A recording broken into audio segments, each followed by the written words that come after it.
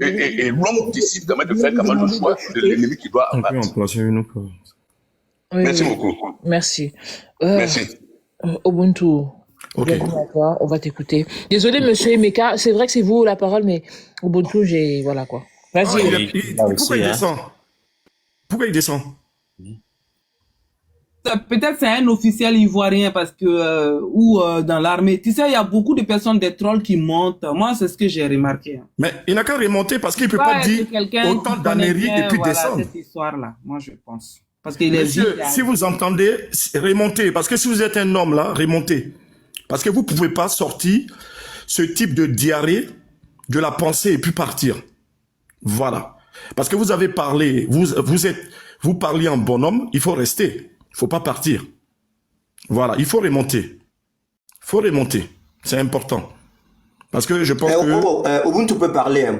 Ubuntu peut parler à ma place. De toute façon, Salut, on est sur le même point de vue. Donc, voilà. Ubuntu, vas-y. Birba. Ça vous Ubuntu, vas-y. Parce Oui. que... Ok. Non, il peut pas Comme remonter. il a fui... Envoyez une invitation. Continue. Je lui ai envoyé Ok. une invitation, je pense qu'il va l'accepter. Monsieur, je vous ai envoyé une invitation, acceptez l'invitation s'il vous plaît. Il ne va pas monter, on passe. Il va pas monter. Les trolls, c'est voilà, on connaît leur système. Il va pas monter. Ok. Bon, quand cela ne tienne, nous allons quand même lui répondre de façon... voilà. Comme souvent on a fait, il y a une justice par contumace en Côte d'Ivoire. Voilà. Donc, il y a une justice par... Il y a un jugement par contumace. Contumace. Voilà, contumace, pardon. Contumace comme avec Blaise Compaoré et avec un certain nombre de gens qui sont recherchés, la trentaine et quelques là, qui sont recherchés par la justice du Burkina Faso. Donc, ça veut dire ce que ça veut dire. Ça veut dire quoi? Ça veut dire que la Côte d'Ivoire, là, est-ce que c'est le seul pays qui entoure le Burkina Faso? Est-ce que c'est le seul pays? Est-ce que c'est le seul pays en Afrique? Et puis, bizarrement, c'est le seul pays dont on parle. Je pense que il y a des faisceaux quand même qui sont assez intéressants à analyser. Le monsieur, il a fui. Il a fui parce que tout ce qu'il disait est un tissu de mensonges. Le monsieur est un ignorant, un ignare et un menteur. C'est un serial menteur. Il sait que nous savons qu'il ment. Mais il ment quand même pour que ça laisse quelque chose. C'est la raison pour laquelle il était là. Et après avoir déversé sa diarrhée verbale, le monsieur a fui. C'est quoi ce bruit? C'est toi qui as fait le bruit de la diarrhée? C'est quoi ce bruit? J'ai entendu un bruit bizarre là. Bon, vas-y. C'est vrai. Donc, on voit ce qu'il est. C'est quelqu'un qui est envoyé. Sur le plan historique, analysons même l'histoire en disant que donc des peuples à côté qui ont été divisés par le découpage colonial là ne se font pas la guerre. C'est faux. D'ailleurs, il y a une guerre qui est en cours actuellement dans le monde. C'est entre le Pakistan et l'Inde. C'est le même peuple. C'est le même peuple. Et pourtant, ils ont commencé la guerre hier. Je parle de hier. Mais si on pousse un peu plus loin dans le passé, il y a eu plein de cas de guerre comme ça. La guerre Irak-Iran. En Yougoslavie, en ex-Yougoslavie.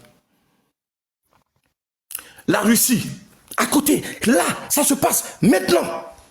La Russie, l'Ukraine, c'est le même peuple. C'est des Slaves. Donc vous voyez un peu, quand on dit d'écouter et en même temps de prendre des notes, c'est ça là. Donc sur ce plan historique, ce qu'il dit c'est faux. Pourquoi? Parce que d'abord, l'Afrique actuellement, elle est née du découpage de la pensée dévastatrice coloniale. C'est-à-dire que nos pays ont été dessinés au double décimètre et au crayon. Donc des peuples divisés. Quand on divise sur le plan du territoire, on divise aussi sur le plan de l'idéologie. Historiquement parlant, la Côte d'Ivoire qui a gardé son nom d'esclave, la Côte d'Ivoire a gardé son nom colonial. Le Togo et le Bénin, c'était la côte des esclaves. Ils ne l'ont pas gardé. Le Ghana, la côte de l'or, Gold Coast, ils n'ont pas gardé. La Côte d'Ivoire, elle a gardé son nom d'esclave, qui veut dire Il n'y a pas d'habitants là-bas. Il n'y a que de l'ivoire. Les habitants ne comptent pas. À partir de ce moment-là, il y a une sorte de malédiction qui s'installe dans le pays et qui s'empare de tout le pays. Donc, tu peux avoir, entre guillemets, des mêmes peuples, mais qui ne soient pas touchés, frappés par la même malédiction. À partir du moment où le capitaine Thomas Sankara, gloire sur son nom, 10 000 ans, change le nom de la Haute-Volta, qui ne voulait rien dire qu'un petit fleuve miteux. À partir de ce moment, il conjure le mauvais sort. Il arrête la malédiction. Donc, sur le plan de la guerre froide, historiquement parlant, sur le plan de l'histoire, je ne rentre même pas encore dans les détails techniques, les détails judiciaires, les sorties de Ouattara, dramatiques de son surnom. Je ne rentre même pas là d'abord dedans. Sur le plan historique, la guerre froide, deux blocs, le bloc de l'Est, le bloc de l'Ouest. Houphouët-Boigny était un laquais du bloc de l'Ouest. Henry Kissinger, secrétaire d'État américain, a loué le travail d'Houphouët-Boigny pour le bloc occidental. Ce n'est même pas seulement la France. Pour le bloc occidental, le travail qu'il a fait a produit Ouattara dramatique que vous voyez comme ça là. Houphouët-Boigny là a permis à la France de maintenir ce qu'on appelle la chape de plomb, de maintenir ses griffes sur la Côte d'Ivoire. Houphouët-Boigny explique Ouattara. Ouattara n'est que la continuité d'Houphouët-Boigny dans la grande vassalité au bloc occidental. Et donc à l'époque, ils ont dit quoi? Que le capitaine Thomas Sankara était marxiste-léniniste. Ce qui voulait dire communiste. Et pour l'Amérique, tous les pays qui étaient communistes sont des pays à abattre. Rappelez-vous de Cuba. Rappelez-vous de la crise de Cuba. Rappelez-vous de Guantanamo. Rappelez-vous de la prison de Guantanamo, ce qui est un territoire cubain qui a été volé par les Yankees, les Américains. Le passé n'a jamais été aussi présent en Afrique. Voilà un monsieur qui vient nous parler et qui fuit, tel un poltron, tel un lâche qu'il est. Car tous ceux qui ont choisi le camp de l'Occident sont des lâches, à commencer par le délinquant présidentiel, qui est à la scène dramatique de son surnom. Qui n'était pas un rebelle, non. À l'époque, on n'avait pas tous les outils. Donc on disait rébellion. Non, ce n'était pas une rébellion. C'était du terreau-terreau. La preuve, aujourd'hui, on a compris, depuis 2021, avec l'avènement au devoir, je ne dis pas au pouvoir, je dis au devoir. Le colonel, à l'époque, aujourd'hui général, Assimi, n'était pas venu au pouvoir, il est venu au devoir. Pourquoi le devoir? Parce que le pays était en train de chuter. Non pas que le pays était conquis, mais par la manipulation occidentale, qui disait que, il y avait des colonnes de terreau qui étaient en train de descendre sur Bamako. Aujourd'hui, on savait que c'était faux. Et qu'ils ont profité de ça, travaillé la manipulation médiatique, travaillé la conscience avec effectivement une catégorie de politiciens médiocres pour imposer effectivement l'anxiogénité. Ça veut dire que l'angoisse totale, le désastre, la peur. On tient les gens par la peur. C'est la terreur. Car il n'y a pas de terreau qui existe. Ce n'est qu'un instrument pour le colonialisme, pour l'impérialisme. Il y a plein de choses ici. Le monsieur n'est pas seulement un ignorant, c'est un serial menteur. Il nous parle des gens qui sont accueillis en Côte d'Ivoire. Depuis quand Ouattara a accueilli quelqu'un? Oui, Ouattara accueille les gens. Il accueille les gens qui déstabilisent les pays à côté. Pourquoi tous les apatrides du Mali vont en Côte d'Ivoire? Boubou Cissé. Pourquoi tous les apatrides du Burkina Faso vont en Côte d'Ivoire? Alpha Bari, etc., etc., etc. Du Niger, tout le monde va là-bas. L'embouchure du fleuve, la Côte d'Ivoire. L'embouchure de la déstabilisation, c'est la Côte d'Ivoire. Tous les faisceaux de preuves sont là. Toutes les preuves sont concordantes. Tout est là devant nous. Depuis quand on a vu une justice d'un pays voisin, soi-disant en partage avec le même peuple? Oui, nous le savons, nous le disons, mais c'est évident. Toute l'Afrique a été faite comme ça. Il n'y a pas d'exception avec la Côte d'Ivoire. Toute l'Afrique est faite comme ça, oui ou non? C'est une balkanisation qui ne dit pas son nom. C'est un morcellement qui ne dit pas son nom. Donc l'argument, on va déconstruire cette ignare, ce serial menteur, ce manipulateur de bas étage, de caniveau de Marcory. Toute l'Afrique est comme ça, de part et d'autre. Il y a des mêmes peuples de part et d'autre. Oui ou non? Oui. Donc cet argument, mettons-le à côté. L'argument de dire les gens ne peuvent pas se rentrer en compte, je vous ai pris l'exemple du Pakistan et de l'Inde actuellement qui ont commencé à se frapper aujourd'hui là. Et je ne parle même pas, il y a tellement d'exemples. Laissons ça. Ensuite, il dit, il y a un accueil que Alassane Ouattara est un faiseur de paix. Même le mot paix a peur d'être dans la même phrase que Alassane Ouattara. Rappelez-vous de ce qu'on disait de cet avorton de Blaise Compaoré. On disait que le monsieur là était un facilitateur. Oui, il facilitait le terreau pour s'emparer de la Côte d'Ivoire parce qu'il travaille pour la France. Car c'est une question de système. Ouattara n'est que le pur produit de l'oufouettisme, le plus manipulateur, le plus vicieux. Tout est là. Houphouët-Boigny n'a pas agi seulement sur l'Afrique de l'Ouest, sur la Fédération du Mali, sur ces pays à côté, sur le Burkina Faso, sur d'autres pays. Non, Houphouët-Boigny a été agissant dans la mort de Lumumba. À Brazzaville, il y avait une conférence là-bas. Vous ne vous rendez pas compte de ce que ça a été, ce vieux-là. Vous ne vous rendez pas compte. Jusqu'en Afrique du Sud, le monsieur a travaillé main dans la main avec le régime d'apartheid. Le monsieur que vous voyez, le vieux que vous voyez là, et que les gens, soi-disant, par méconnaissance et ignorance, veulent honorer en disant que c'est le père de l'indépendance. Je dis que c'est le père de la dépendance. Tout ce qu'on voit n'est qu'une continuité. Alassane Ouattara, on prend l'exemple. Ok. C'est un faiseur de paix.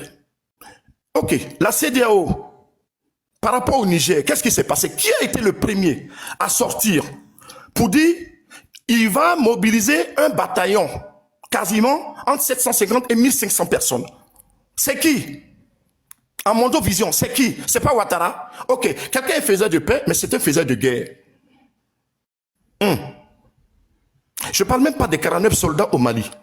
Je ne parle même pas de toutes les actes. Le monsieur nous dit que dans le sud-ouest, de Mandagori jusqu'à Elintira, que non, que c'est tranquille. Ah bon?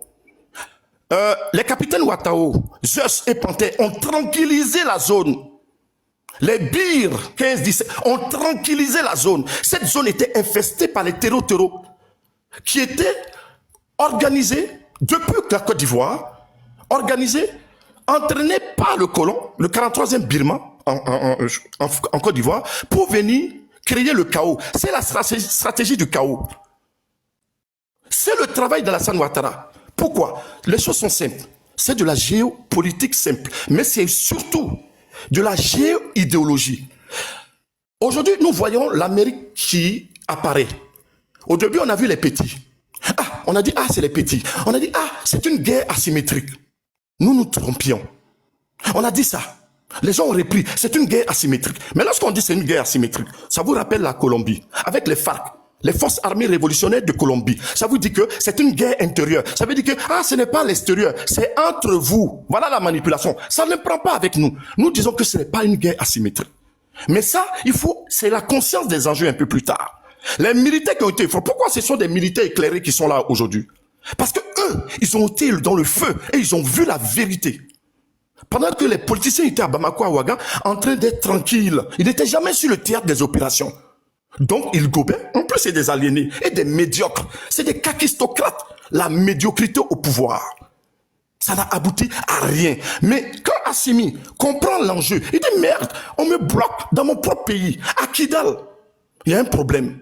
Prise de conscience. Le réveil se met en place. Et donc, ils viennent au devoir, afin d'incarner le pouvoir, que le confère le peuple, de par leur légitimité. Est-ce qu'on est d'accord? Donc, la situation, elle est claire.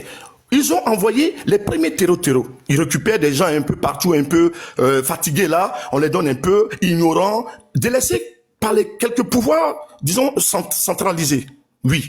Et ensuite, ils se nourrissent de ça. C'est la même logique. Il n'y a rien de différent. Ensuite, quand ça ne prend pas, quand arrivent ceux qui sont capables de sauver le pays, ben là, on envoie des mercenaires. Ça, c'est la deuxième vague.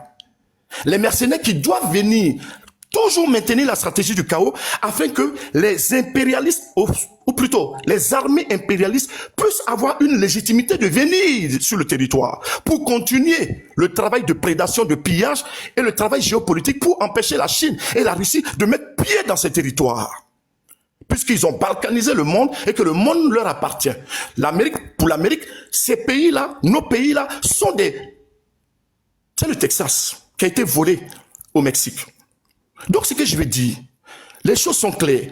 Puisque nous reconquérons du territoire, puisque nous frapponnons un certain nombre d'émissaires qui ont été envoyés aux mercenaires, la France n'y arrive pas. Donc, qui vient là? C'est le babatier qui arrive. C'est le grand frère qui arrive. Le commanditaire avec le colon là, qui arrive. Les forces de l'OTAN. Les Américains viennent parce que nous avons tapé tous les petits. Voilà pourquoi il y a cette tentative de diabolisation de cet obscur général, qui d'ailleurs porte son nom d'esclave, dû à son maître. Son grand-père a porté le nom d'esclave, son arrière-grand-père a porté le nom d'esclave. Il est l'esclave de l'intérieur. D'ailleurs, son patronyme, ça veut dire son nom là, c'est la ville où la CIA est née, l'anglais. Donc, on ne voit pas sa couleur de peau. C'est une farce. Barack Obama, c'est une couleur de peau, mais c'est une farce. Condoleezza Rice, c'est une couleur de peau, c'est une farce. Colin Powell, c'était une couleur de peau, c'est une farce. Et pour autant, c'est le même gars qui a brandi, vous savez, le tube là, où il y avait ce liquide qui devrait servir de preuve que Saddam Hussein était en train de fabriquer des armes de destruction massive. Sachant que Saddam Hussein a travaillé pour les Américains plus de 15-20 ans. Il a été utilisé comme un pion pour attaquer l'Iran de l'Ayatollah Khomeini. 3 à 5 millions de morts. Ouattara fait ce travail-là aujourd'hui. Ouattara n'est qu'un pion zélé. Un régime à la sauvette. Un régime commerçant. Un régime de cours communes que vous voyez comme ça là. Regardez les actions. Ils ont de la chance d'avoir des gens éclairés, qui ont compris les jeux. Qu'est-ce qu'ils veulent faire? Ils veulent nous pousser à aller à la guerre, d'avoir plusieurs théâtres de guerre. C'est-à-dire qu'on va comment? On va attaquer la Côte d'Ivoire, on va attaquer le Bénin, on va attaquer encore la Mauritanie, on va attaquer l'Algérie, on va attaquer je ne sais qui encore. Est-ce que vous voyez? Éparpillés, nous sommes fragilisés. Et que ça va être la guerre permanente. Ça va créer le chaos à l'intérieur du pays. Et si ça crée le chaos à l'intérieur du pays, ben, les gens auront la possibilité de venir. La stratégie du chaos, le harcèlement permanent, les coups permanents, la fatigue, l'usure, c'est dans ça qu'on est aujourd'hui. La Côte d'Ivoire est aujourd'hui le pays déstabilisateur du Mali et du Burkina Faso. Tout est devant nous, clair et net. Alpha Bari était ministre, je finis sur ça. Alpha Bari était ministre des Affaires étrangères en 2016 du gouvernement de Roch-Marc Christian Kaboré. Mais Alpha Bari, c'était qui? C'était un simple journaliste. C'était un simple correspondant de RFI et de Jeune Afrique et de Reuters. Comment un simple journaliste devient ministre des Affaires étrangères? Sachant que le monsieur a été conseiller d'Alpha Condé. En 2011, le monsieur travaillait déjà pour le colon. C'est des gens qui sont secondaires et puis dans un contexte donné, ils deviennent importants. Alpha Bari est une cellule dormante du colonialisme français. Aujourd'hui, la Côte d'Ivoire, en Côte d'Ivoire, il y a des opérations conjointes de préparation des troupes, des mercenaires. Le capitaine Ibrahim Traoré avait parlé d'ambassades impérialistes qui essayaient de recruter des gens à l'intérieur du Burkina Faso, à Ouagadougou. En fait, c'était l'ambassade des États-Unis. Ils recrutent des personnes marquées 77-8.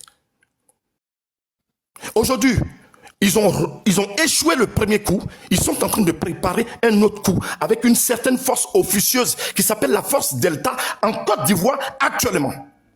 La Côte d'Ivoire est un bastion. Ouattara n'a jamais été un faiseur de paix. Ouattara est un délinquant présidentiel. Ouattara est un voyou constitutionnel. C'est ce qu'il est. C'est son vrai nom.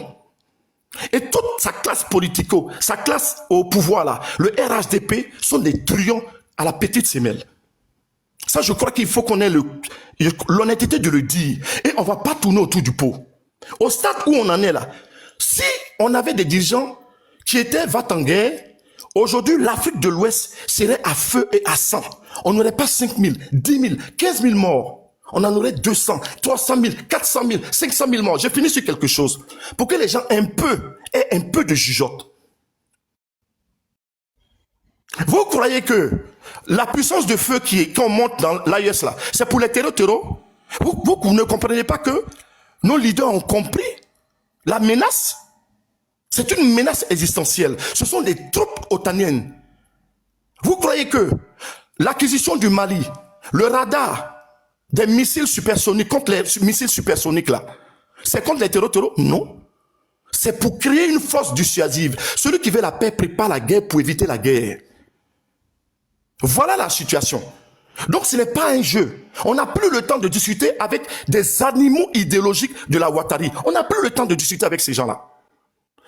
Tous les êtres humains ne sont pas humains. Lui là, c'est un être. C'est un tonneau vide qui ne connaît rien. Il a été vieux, mais il a été toujours bête. Voilà ce qu'il est. Je m'arrête là. Beaucoup, hein. Merci. Alors, on continue de tapoter, de partager. Je vous rappelle, demain, échange entre partisans de la CEDEAO et partisans de l'AES en 1 contre 1. Donc, si vous voulez vraiment partager à cet échange-là, il n'y a pas de problème, je vous programmerai.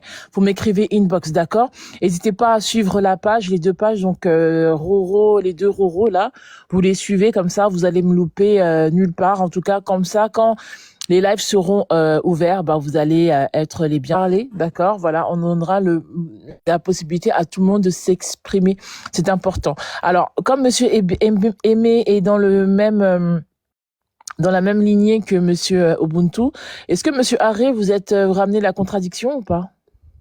Non, je veux simplifier les faits et expliquer la réalité de la Côte d'Ivoire.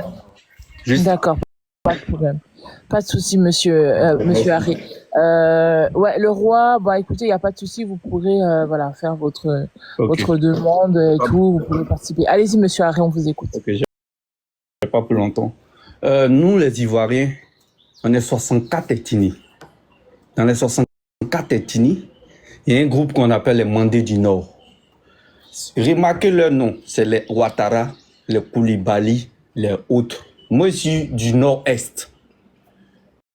Mais tous ceux qui sont d'accord pour la politique d'Ado, ce sont les mêmes qui ont combattu pour qu'ils viennent au pouvoir.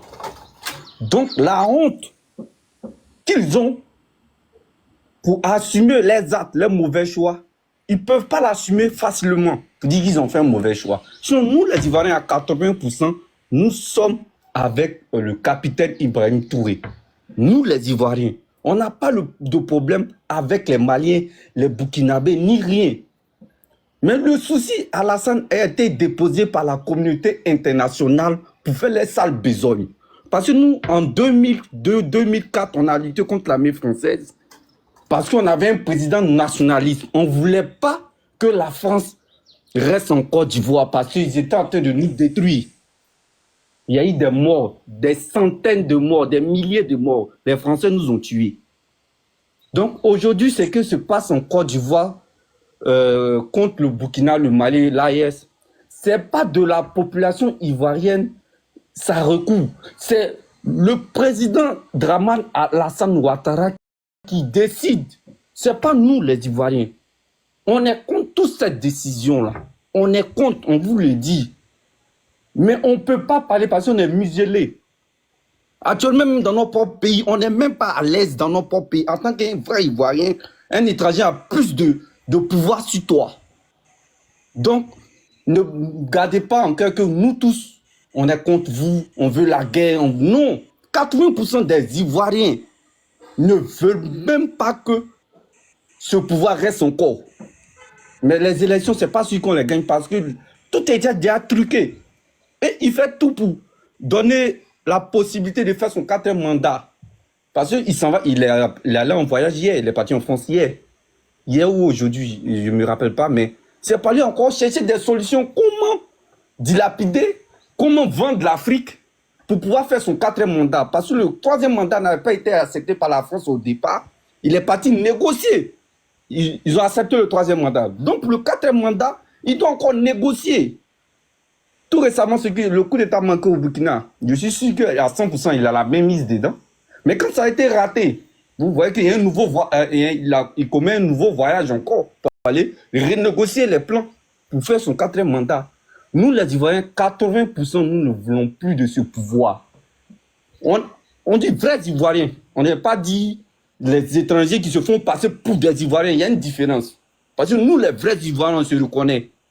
Mais les étrangers qui se font passer pour des Ivoiriens, parce que grâce à la rébellion, ils ont eu des places, ce sont eux qui sont d'accord pour ce genre de bêtises. Sinon, nous tous, nous voulons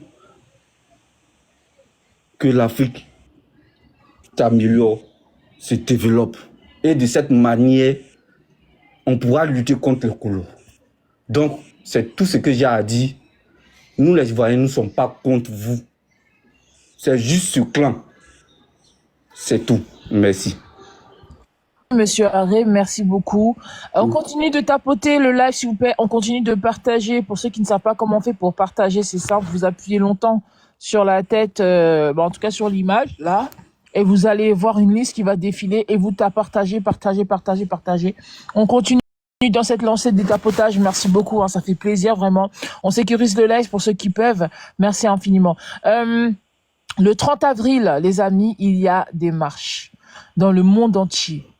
Donc vraiment, c'est chacun sa marche. Le 30 avril, il y en a une au Trocadéro, il y en a à Houston, il y en a à Washington, il me semble. Bref, il y a des marches de partout. Mais le 30 avril, il y en a... C'est un peu partout, effectivement. Oui, et le 30 avril, il y en a aussi, il me semble, à Ouagadougou, il me semble à Bamako aussi. Tout à fait. Voilà, donc il y en a vraiment de partout. Donc les amis, le 30 avril, on se mobilise tous. On essaye de mettre la photo d'Ibrahim Traoré en photo de profil ce jour-là, vraiment, pour le soutien au capitaine Ibrahim Traoré. Donc voilà. Monsieur Emeka Bira. Alors pour ceux qui sont en contradiction, faites vos demandes. Hein. C'est avec grand plaisir que je vais vous prendre. Allez-y, Monsieur Emeka. Monsieur Haré, je vous fais descendre. Merci beaucoup. Vous refaites votre demande si jamais vous voulez vous exprimer, d'accord? Monsieur Emeka, allez-y. Après, on va donner la parole aux Chinois. Allez-y, monsieur. Allez-y, Monsieur Emeka. Ok, merci beaucoup, Roro. Et merci à Ubuntu pour cette masterclass. Et je vais demander à tous les 393 personnes vraiment de donner la force à Roro, de tapoter et de partager parce que ces gens de live, vraiment, c'est vraiment des lives généralement pour vraiment essayer de éclaircir un peu vraiment les lanternes de plein d'Africains qui souffrent encore de cécité intellectuelle, qui malheureusement, l'aliénation a tellement pris le dessus sur nous les Africains qu'aujourd'hui nous sommes en perte d'identité et nous sommes des victimes de la colonisation et malheureusement nous sommes toujours dans le paradigme de nos bourreaux. Ok, bon, moi je ne serai pas très long, Roro. Moi je suis, Ubuntu me connaît, bon, moi je suis au Burkina, hein, voilà, nous sommes au Burkina, nous sommes engagés sur le terrain, voilà, quand je dis sur le terrain, voilà, ça veut dire sur le terrain véritablement, et aussi sur le plan idéologique. Et Roro, vous savez, Ubuntu a essayé de faire un peu un résumé, mais ce que beaucoup de gens ne savent pas, nous sommes dans un continent, Roro, on ne se connaît pas. On ne se connaît pas, pourquoi? Parce qu'il y a la barrière linguistique qui est là. Par exemple, moi je suis au Burkina Faso, c'est pas sûr que je puisse connaître un Mozambicain, ni un Somalien, ni un Soudanais. Donc, du coup, il a fallu que les réseaux sociaux viennent aujourd'hui pour essayer de nous réunir. Et c'était ça l'âme ultime des Occidentaux. Eux-mêmes, aujourd'hui, les réseaux sociaux sont venus en réalité leur causer un problème à double tranchant. Aujourd'hui, ce qui se passe dans le Sahel dépasse même l'entendement même de certains activistes payés pour venir raconter des balivernes sur certains panels, venir se jouer les trolls et autres. Eux-mêmes, ça les dépasse. Eux-mêmes, ils ne sont que des pions sur l'échiquier mondial. C'est-à-dire, ils ne sont que des pantins. Ils ne représentent même pas 0,00% même du système qui est en place. Ok. Nous, par exemple, dans l'AES, nous sommes ce qu'on appelle un accident que Brzezinski, pour ceux qui connaissent Brzezinski, c'est un ancien Polonais, qui a écrit un livre qu'on appelle Le Grand Échiquier, qui est aujourd'hui, je peux dire, une Bible, je peux dire, du gouvernement américain. Tous les grands politologues, tous les grands linguistiques, tous les grands stratèges, tous les grands, je peux dire, idéologues, qui sont vraiment des gens très avancés en matière de diplomatie. Ils écrivent des livres où ils partagent les idéologies. Maintenant, nous, qui sommes-nous? Nous sommes un peuple où ils savent que ils ont instauré un soft power dans notre mentalité, où ils savent que nous, ils peuvent nous même montrer la vérité, ils peuvent nous dire ce qu'ils vont faire. Mais le fait qu'ils se sont dit que le logiciel qu'ils ont mis dans notre tête, le fait qu'ils nous ont assujettis, comme Frantz Fanon l'a dit, la prochaine bataille de la colonisation, ça sera les coloniser en eux-mêmes, où ils parlaient des damnés de la terre. Le truc, c'est quoi? Ils savent que nous sommes des peuples. On ne se cultive pas assez. À part peut-être, bon, ceux qui quittent l'Afrique pour arriver un peu en Europe et en Amérique, c'est eux qui commencent un peu à comprendre un peu l'enjeu. Donc, ils savent que nous qui sommes là, nous sommes déjà un continent qu'ils ont déjà appauvri, ou ils ont déjà affaibli. Donc, qu'est-ce qu'il faut faire? Il faut nous éradiquer, mais nous éradiquer comment? À travers la démocratie, à travers quoi? Comment dirais-je? Des programmes d'ajustement structurel, à travers quoi? Des vaccins. Donc, toutes ces choses, en réalité, nous les Africains, on ne sait pas qu'en réalité, ils sont en train de créer un système pour nous dépopulariser. Parce que le problème, c'est quoi? Quand il y a des morts au Sahel, que ce soit nos FDS qui tombent, les gens meurent, ça crée quoi? Ça crée une dépopulation. Donc, plus nous, on va se tuer, plus eux, ça les arrange. Parce que eux, en réalité, ils ont un projet qu'ils ont mis en place. Et aujourd'hui, nous, on vient sur des panels, on est en train d'essayer de se titiller. Et pendant ce temps, nos bourreaux qu'ils ont mis à la tête, pas nos bourreaux, bon, nos laquais qu'ils ont mis, bon, des gens qu'ils ont fabriqués dans les loges maçonniques, loges chrétiennes un peu partout. Voilà, ceux que Ubuntu appelle les valets locaux. Moi, je ne les appelle pas des valets locaux. Bon, ce sont des gens, ce sont des gardiens des camps de concentration. Parce que, en réalité, voilà, nos présidents que vous voyez là, bon, ce sont des cachots. Voilà, les Ouattara, tous ces gens-là, en réalité, ils sont pas là pour vous. Ils ne vous connaissent même pas. La preuve, tous ceux qu'ils connaissent là, c'est quelques membres de leurs ministres et autres qu'ils ont mis là. C'est tout. Donc, ils partent en France, qu'ils partent en truc. En réalité, ils sont dans une autre sphère, au fait. Maintenant, c'est quoi? Pourquoi le général Lenglet, il est sorti? Bon, ça, tout le monde le sait, c'est pas quelque chose de nouveau. Ubuntu l'a essayé de démontrer. Avant moi, sur le panel, plein de gens essayaient de démontrer avec les preuves, bon, voilà. Donc, bon, en réalité, c'est tout. Il n'y a pas de problème.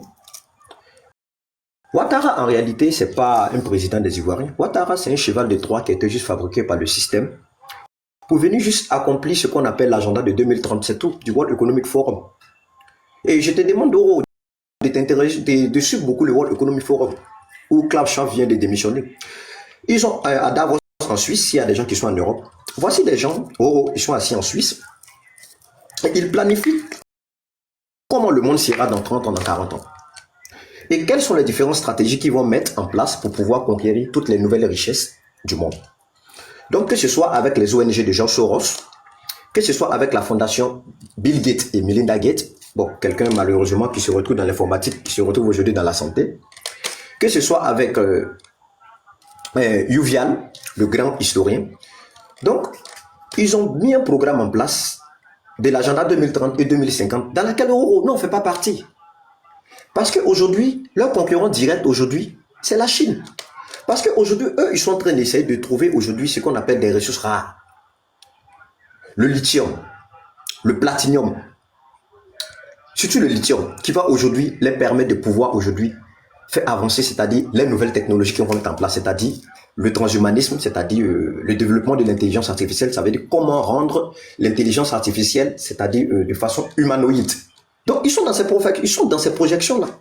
Et ces ressources, ces prochaines ressources, c'est qui? C'est en Afrique qu'on peut trouver toutes ces ressources. Maintenant, le pays qui les a dévancées sur ce plan, c'est la Chine, qui, elle, ne vient pas en tant que néocolonisateur, mais qui vient, elle, en tant que partenaire et commercial. Et aujourd'hui, eux, ils se retrouvent aujourd'hui être en arrière parce que, au fait, ces ressources qui vont les permettre aujourd'hui d'être aujourd'hui des superpuissances de demain ne les avantagent plus. Donc, nous, les trois pays de l'AES, là, bon, en réalité, nous sommes des accidents parce que tout simplement, nous-mêmes, nous sommes dans notre propre continent, nous sommes dans notre propre sous-sol, on ne connaît même pas les richesses parce qu'on ne nous a jamais appris à l'école. C'est pourquoi il faut réformer notre système éducatif. Tu vas voir quelqu'un, Roro, tu vas lui montrer du lithium, il ne sait même pas c'est quoi. Tu lui montres de la bauxite, il ne sait même pas c'est quoi. Peut-être tout ce qu'on a connaissance, peut-être c'est un peu l'or. Bon, comme généralement, si en Afrique, généralement, c'est l'or. Hein. Et puis peut-être le coltan au Congo. Bon, voilà, les ressources généralement que les Blancs ont besoin. C'est ça, généralement, on essaie de vraiment connaître. Mais les autres minéraux, qu'est-ce qu'on en sait? On ne sait pas. Mais eux, généralement, ils savent. Ils ont la cartographie de toute l'Afrique. Quand je dis la cartographie, ils ont la vraie carte de l'Afrique. Nous, ce qu'on nous présente à l'école et autres, c'est juste des cartes. C'est pas des vraies cartes, c'est juste des petites projections des Mercator. Eux, ils ont la vraie carte avec nos vraies ressources. Donc, ils savent tout ce que nous avons. Aujourd'hui, ils n'ont même pas besoin même de venir même sur le terrain. Avec aujourd'hui les avancées satellitaires, ils savent. Donc, du coup, nous sommes là en tant que trois pays, en réalité, qui sont venus, c'est-à-dire changer un peu l'ordre de leur système. Donc, qu'est-ce qu'il faut faire? Ils ne peuvent pas venir comme avant, utiliser les vieilles méthodes pour venir déstabiliser comme il y a un frère de nom de Ramos qui disait qu'ils n'ont pas besoin de venir passer par des pays. Non, au fait, l'ancienne méthode, ça ne passe pas. Ils utilisent toujours la même stratégie, mais au fait, ils essaient aussi de calculer pour voir est-ce que les mentalités sont toujours pareilles. Donc, ils voient qu'en réalité, il y a un nouveau vent qui est là.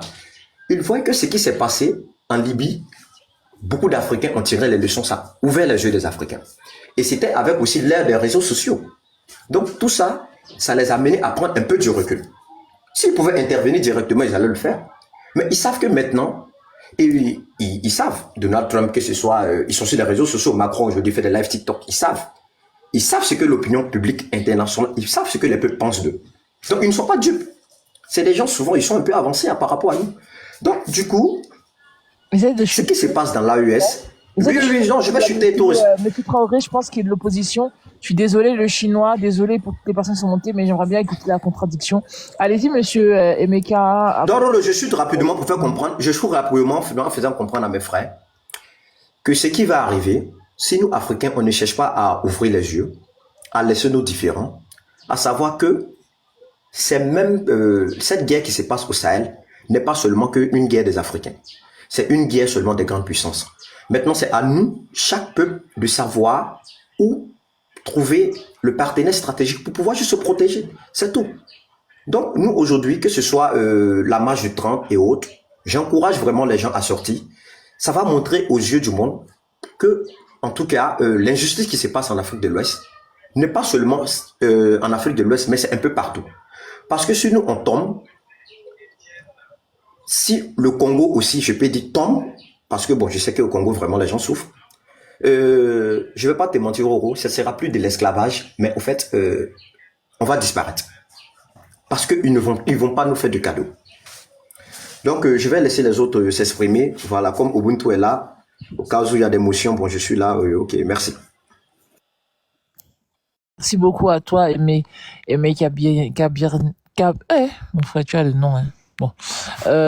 Emeka Birba. Merci à toi. Monsieur Traoré, bonjour. Allez-vous. Oui. Attends, juste pour savoir, Monsieur Guitour, vous êtes de quel parti, Monsieur Tournier? Je me considère comme panafricain, même si mon nom ne sonne pas très africain. Oui, d'accord. Alors, attendez, Monsieur Tournier, on va donner la parole à Monsieur Traoré, s'il vous plaît. Allez, oui, Traoré, on vous écoute. Ok, merci beaucoup. J'espère que... Excusez-moi, je vous me faire descendre. Comme Ubuntu est déjà là, désolé, voilà, s'il y a quelqu'un qui veut te monter, voilà. D'accord, merci beaucoup, merci. Monsieur. Merci beaucoup, Monsieur Ebeka. Voilà, je vous en prie, en tout cas, merci. Allez-y, Monsieur Traoré, on vous écoute. Bienvenue à vous. Ok, donc merci beaucoup. Voilà. À la question de savoir si je suis un opposant à l'idée du panafricanisme et tout, je crois vraiment que c'est pas la bonne formulation. Voilà, parce que je ne suis pas opposé en tant que tel aux valeurs africaines et à la promotion même de la culture africaine.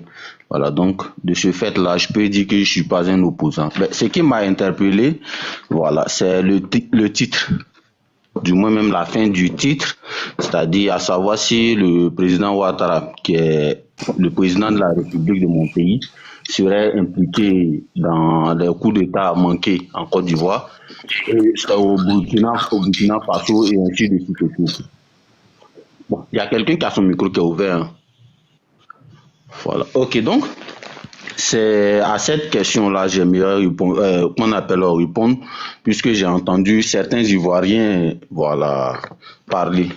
Mais de toute façon, pour revenir d'abord au sujet, le cas du président Ibrahim Traoré du Burkina, ce qui lui arrive aujourd'hui, il faut à certains pays de l'AES, il faut reconnaître c'est une injustice, d'autant plus qu'ils sont dans une lutte qui me semble noble, voilà, une lutte très noble d'ailleurs, voilà, parce que toute personne qui est un peu intellectuelle, voilà, ne va jamais accepter d'être dominée, voilà, être dominée par une autre puissance, ainsi de suite et tout. Voilà, donc je crois vraiment que c'est une lutte noble.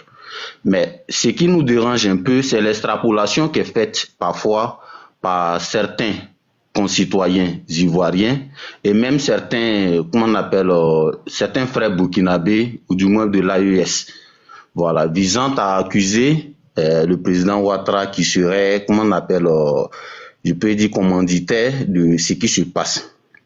En réalité, ce qu'il faut dire à tous les panafricains et à tous ceux qui aiment prôner comment on appelle, la culture africaine, c'est de ne pas créer des frustrés.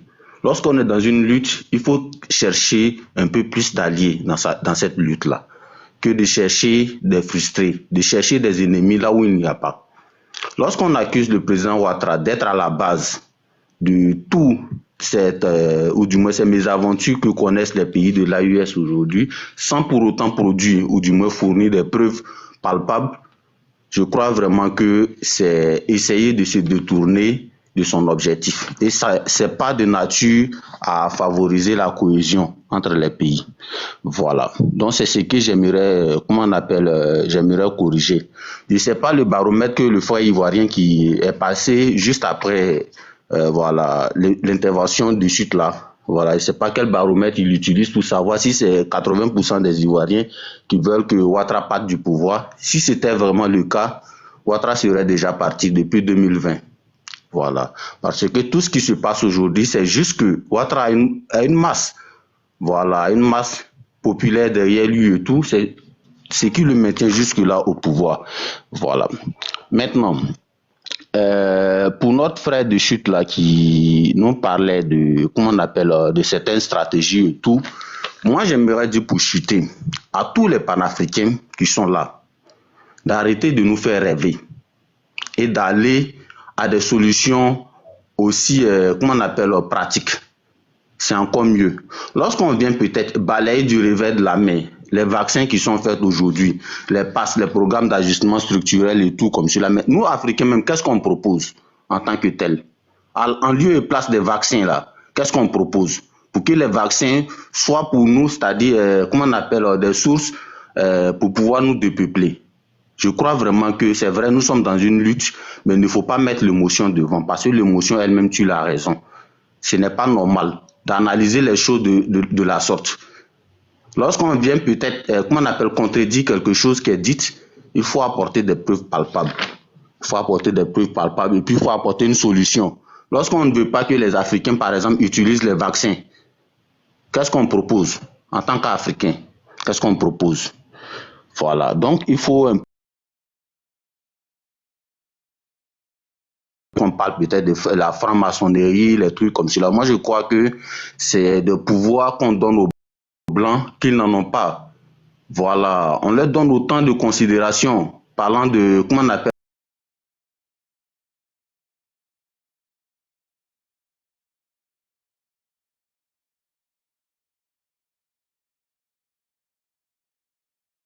donne a évolué. Le président Ouattara a, comment on appelle, donné le goût même de, comment on appelle, de l'indépendance. Voilà. Aucun pays, aucun État ne viendra influencer les décisions de la Côte d'Ivoire.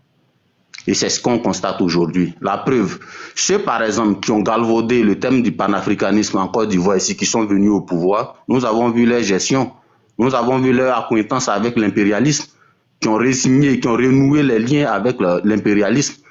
Nous avons constaté tout cela dans ce pays-là. Donc rien n'est nouveau. Et ce, après 30 ans dans l'opposition, 30 ans en train de combattre le président Houphouët-Boigny, mais on n'a pas pu trouver une solution, on n'a pas pu trouver une politique pour pouvoir, comment on appelle, faire partie de l'impérialisme, que de venir renouer ces liens-là avec eux. Et donc, si on veut vraiment ce bon panafricanisme, comment on appelle cette cohésion africaine, surtout en Côte d'Ivoire ici, moi je dirais vraiment qu'il faut miser sur de nouvelles têtes. Sinon, celles qui sont là, dans l'opposition aujourd'hui, nous les connaissons et nous savons déjà leur manière de fonctionner. Donc ça ne sert à rien de vouloir, comment on appelle, chercher des alliés en dehors, c'est-à-dire des frontières de la Côte d'Ivoire, tels que les pays de l'AUS, pour venir soutenir notre échec remarquable en Côte d'Ivoire ici. Et donc quand on monte sur les panels, en tant qu'Ivoirien, il ne faut pas venir jeter l'opprobre sur, comment on appelle, son pays. Voilà, c'est pas sain d'esprit, c'est pas sain d'esprit. C'est vrai, nous sommes dans cette lutte souverainiste, mais il faut chercher un peu plus d'alliés. Voilà, il faut chercher un peu plus d'alliés. C'est ce qui va nous faire, comment on appelle, prospérer. Voilà, c'est ce qui va nous faire prospérer. Voilà, donc merci beaucoup. Voilà, je suis à côté. Mais monsieur Traoré, bon, écoutez, je pense qu'on va laisser quelqu'un vous répondre. Je vais laisser la parole au Chinois, qui est un Ivoirien, et qui va vous répondre. Chinois, t'es là? Très chère sœur, Comment tu vas? je vais très bien, digne fille d'Afrique. Je salue tous les panafricains, je salue tous les fils dignes, toutes les filles dignes d'Afrique. Je salue ceux qui sont conscients du fait que l'Afrique ne trouvera ses solutions que par elle-même et par l'engagement de ses fils et filles. Soyez salués à vous qui êtes dans les commentaires et tous ceux qui sont sur le panel. Alors, de quoi parle-t-on aujourd'hui? J'avais prévu aller directement sur le sujet, mais on dit le terrain commande le soldat. Voici que, alors que je veux aller sur le sujet, quelqu'un fait tout possible pour que je lui réponde. Donc, je vais lui faire plaisir, lui donner quelques réponses avant d'aller sur le sujet. Le sieur qui vient de parler là, je sais pas, ça doit être Traoré, si je ne me trompe pas, qui pose des questions. C'est-à-dire, lui, non, il parle, c'est Traoré. et puis il pose des questions. Il dit, les panafricains proposent quoi pour nous sortir, en d'autres termes, de la pauvreté? Les panafricains proposent quoi pour sortir les Africains de tous ces problèmes-là? C'est la question qu'il pose. Il complète pour dire, mais les panafricains, arrêtez de nous faire rêver. Parce que selon lui, il y a eu un panafricain au pouvoir en Côte d'Ivoire, en la personne du président Laurent Gbagbo, que je salue. Et selon lui, ce panafricain-là n'a rien fait. Il n'a apporté à la Côte d'Ivoire que désolation, échec total, alors que depuis plus de 30 ans dans l'opposition, il criait sur tous les toits pouvoir mieux faire. C'est ce qu'il vient de dire. Monsieur, je vais vous dire quelque chose. Vous savez, souvent quand vous êtes rassasié et que vous vous nettoyez les dents là, c'est pas la peine de rôter sur le visage de ceux qui ont faim. Est-ce que vous comprenez ça? Ça dit, vous êtes rassasié, vous êtes arrivé à la table même sans... Vous avez mangé, vous avez cassé la marmite, vous avez créé la désolation dans la famille appelée Côte d'Ivoire. Et quand les fils et les filles légitimes de la famille ont dû fuir la maison parce que vous étiez en train de les massacrer, vous êtes assis, vous êtes accaparés ce que leurs parents ont bâti depuis des années. Et eux, ils sont dehors, ils clochardisent, ils cherchent à manger ce qui tombe de la table des étrangers. Ils ne peuvent pas rentrer chez eux à la maison et vous êtes en train de manger. Donc, quand vous êtes en train de manger ce que vous n'avez pas cultivé, ce que vous n'avez pas semé là, il faut savoir la fermer. Je vais vous rappeler quelques faits, puisque vous voulez qu'on parle de vous. C'est-à-dire, vous, quand on ne parle pas de vous, là, vous n'êtes pas content. Il y a des jours que nous-mêmes, on n'a même pas envie de parler de vous. On veut parler du problème de l'AES, mais vous faites tout possible pour qu'on parle de vous. Comme vous aimez ça, on va parler de vous, monsieur. Vous posez la question, les panafricains ont fait quoi? Excuse-moi, regarde bien le titre. Monsieur, ferme ton micro. Quand tu parlais là, je t'ai écouté. Hein? C'est pas parce que tu dis les vérités, mais je t'ai écouté. Descendre, mais le micro est fermé. Monsieur, je suis en train de te ramener à ta gueule. Comme Voilà, tu vas fermer ta gueule, c'est tout. Parce qu'on veut te parler avec respect, mais tu ne veux pas fermer ton micro. Waouh. Voilà, donc ferme ton micro, monsieur. On appelle la modératrice. Modératrice, ça commence mal. Ferme ton micro, monsieur. S'il vous plaît, pas d'insulte. Pas d'insulte. Ferme ton micro. Le fait d'ouvrir son micro à tout bout de champ sans laisser parler l'autre est une insulte. Donc s'il le fait, je dois répondre. Voilà. Quand il parlait, quand il racontait tout ce qu'il a raconté là, je n'ai pas ouvert mon micro à un seul instant. Hein, ça s'appelle avoir de la patience. D'accord? Donc, si vous êtes sûr de vos arguments que vous avez avancés, fermez votre micro, vous allez écouter. Vous êtes pressé pourquoi? Ce que vous voulez pas entendre là, je vais vous dire ça. Voilà. Vous avez dit, monsieur, je parle des Africains d'abord, vous avez dit, vous êtes d'accord avec le combat qu'ils mènent parce que panafricains, blablabla, vous n'allez pas nous berner ici. Vous dites les panafricains, arrêtez de nous faire rêver. Si vous êtes panafricain, vous n'allez pas dire, vous les panafricains, arrêtez de nous faire rêver. Vous n'êtes pas panafricain, monsieur. En Afrique, là, nous tous on sait, aujourd'hui, il y a deux forces qui s'affrontent. Il y a les panafricains et puis il y a vous, les France-africains. Et quand vous nous demandez, qu'est-ce que nous, les panafricains, proposons? Nous, on va vous poser la question d'abord. Vous, les France-africains qui êtes au pouvoir, depuis les indépendances, là, qu'est-ce que vous avez apporté à l'Afrique? C'est la première question qu'il faut vous poser, monsieur. Vous êtes au pouvoir depuis 1960, pour ne prendre que cette période-là. Jusqu'aujourd'hui, ça fait plus de 65 ans que vous gérez nos pays. Quel est votre bilan, vous les France-africains? Votre bilan, c'est la misère en Afrique. C'est la pauvreté, le sous-développement, la fuite des cerveaux. Les Africains qui fuient leur pays, qui traversent le désert, qui traversent la Méditerranée, pour finir comme des clochards en Europe, en Occident. C'est l'expression même de la déchéance de l'espèce humaine noire. Vous les France-africains, c'est à cause de vous que Sarkozy dit que nous ne sommes pas entrés suffisamment dans l'histoire. C'est à cause de vous les France-africains là, que le franc CFA est en train de nous tuer. C'est à cause de vous les France-africains que les jeunes ne peuvent pas avoir accès au financement pour créer des entreprises parce que tout simplement votre objectif c'est d'empêcher toute concurrence des peuples africains aux industries occidentales. Votre échec, vous les France-africains, ce sont les détournements, les faux comptes que vous ouvrez partout, les milliards que vous détournez, des milliards qui doivent servir à faire les routes dans nos pays.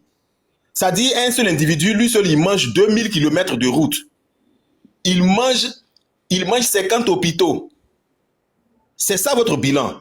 Les détournements à foison. Les surfacturations pour des petits projets. En ce 21e siècle, il n'y a pas de route, il n'y a pas d'hôpitaux, même des dispensaires. Dans le milieu rural, les femmes sont transportées, étant enceintes sur des vélos pour aller accoucher. C'est ça votre bilan. Vous voulez qu'on parle de ça? Donc vous n'avez rien apporté. Sinon que vous avez passé votre temps à assassiner les panafricains qui ont toujours voulu apporter des solutions concrètes. Vous voulez que j'en cite? Je vais citer les panafricains que vous avez assassinés. Et puis vous pourrez me citer des France-africains que les panafricains ont assassinés s'il en existe. Monsieur, c'est vous qui avez tué Olympio. Vous avez assassiné Olympio. Tout simplement parce que lui, il voulait travailler pour la souveraineté de son pays. C'est vous encore qui avez assassiné Nkrumah. Vous avez assassiné Lumumba. Thomas Sankara, ça vous dit quelque chose? Vous l'avez assassiné dans le même Burkina dont on parle aujourd'hui là.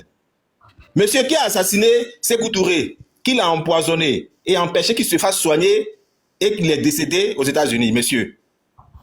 C'est vous. Donc, quand vous nous posez les questions, nous les panafricains, qu'est-ce qu'on a fait là? Il faut d'abord nous rendre ceux que vous avez assassinés là, et pendant qu'ils étaient au pouvoir. Parce que vous ne pourrez pas, à la différence de nous, vous ne pourrez jamais nous dire quel France africain a été assassiné au pouvoir. Ça n'existe pas. Parce que justement, c'est vous qui assassinez. Et la preuve aujourd'hui, on parle des présidents de l'AES. Comme vous avez vu que nous avons fait tout possible pour placer à la tête de quelques pays africains, des panafricains, des gens qui se battent pour la souveraineté de nos pays, vous passez par toutes les manigances, vous partez faire alliance avec des forces étrangères pour les tuer. Et c'est dans ça que vous êtes. C'est ce qui nous rassemble d'ailleurs sur ce panel-là aujourd'hui. Vous voulez parler de Laurent Gbagbo en Côte d'Ivoire? C'est vous qui l'avez évoqué, hein? Monsieur, je vais vous dire quelque chose. Effectivement, M. Laurent Gbagbo, il a fait 30 ans dans l'opposition. Mais à la différence de vous, dites-moi un peu, vous avez passé combien de temps dans l'opposition? Vous, avec votre parti politique là, votre président qui est en Côte d'Ivoire là, il a fait combien d'années dans l'opposition? Dites-moi un peu. Votre président, il a pris un parti qu'il n'a pas créé. Le RDR, c'est pas lui qui l'a créé. Vous voulez que je vous dise qui a créé le RDR? Le RDR a été créé par Laurent Gbagbo, par Simone Evé, par Jenny Kobena, par Jean-Jacques Béchaud. D'accord? Vous voulez que je cite encore d'autres personnes? C'est ce RDR là qu'ils ont créé en 94. Et le RDR a été pris par votre président que vous voulez défendre là, alors qu'il ne s'agit même pas de lui. Il a pris le RDR en 1998, si vous ne le savez pas. Donc 4 ans après la création du RDR, à la mort de Jenny Kobena, qui était le propriétaire du RDR. D'accord? Et tellement vous n'aimez pas l'opposition, vous n'aimez pas le jeu démocratique, vous n'avez pas voulu attendre que des élections arrivent pour que vous battiez campagne. Monsieur, vous savez ce que vous avez fait? En l'an 2000, lorsque le président Laurent Gbagbo arrive au pouvoir, fin octobre 2000, le président Laurent Gbagbo gouverne seulement 2 mois, c'est-à-dire novembre-décembre. Janvier net, vous êtes venu faire un coup d'État. Vous avez fait un coup d'État qui a échoué. Le coup de la Mercedes noire, vous vous rappelez? Bien sûr que vous vous rappelez, puisque c'est vous qui l'avez préparé. Depuis ce temps-là, depuis ce coup de la Mercedes noire, là, le projet de société que portaient les panafricains, avec à leur tête Laurent Gbagbo, qui était baptisé la refondation, laquelle refondation les pays de l'AES sont en train d'appliquer aujourd'hui, là. Ce projet de société a été mis à côté. Parce que vous avez fait tout possible, vous et vos parents, c'est-à-dire votre papa que vous aimez bien, la France, vous avez traîné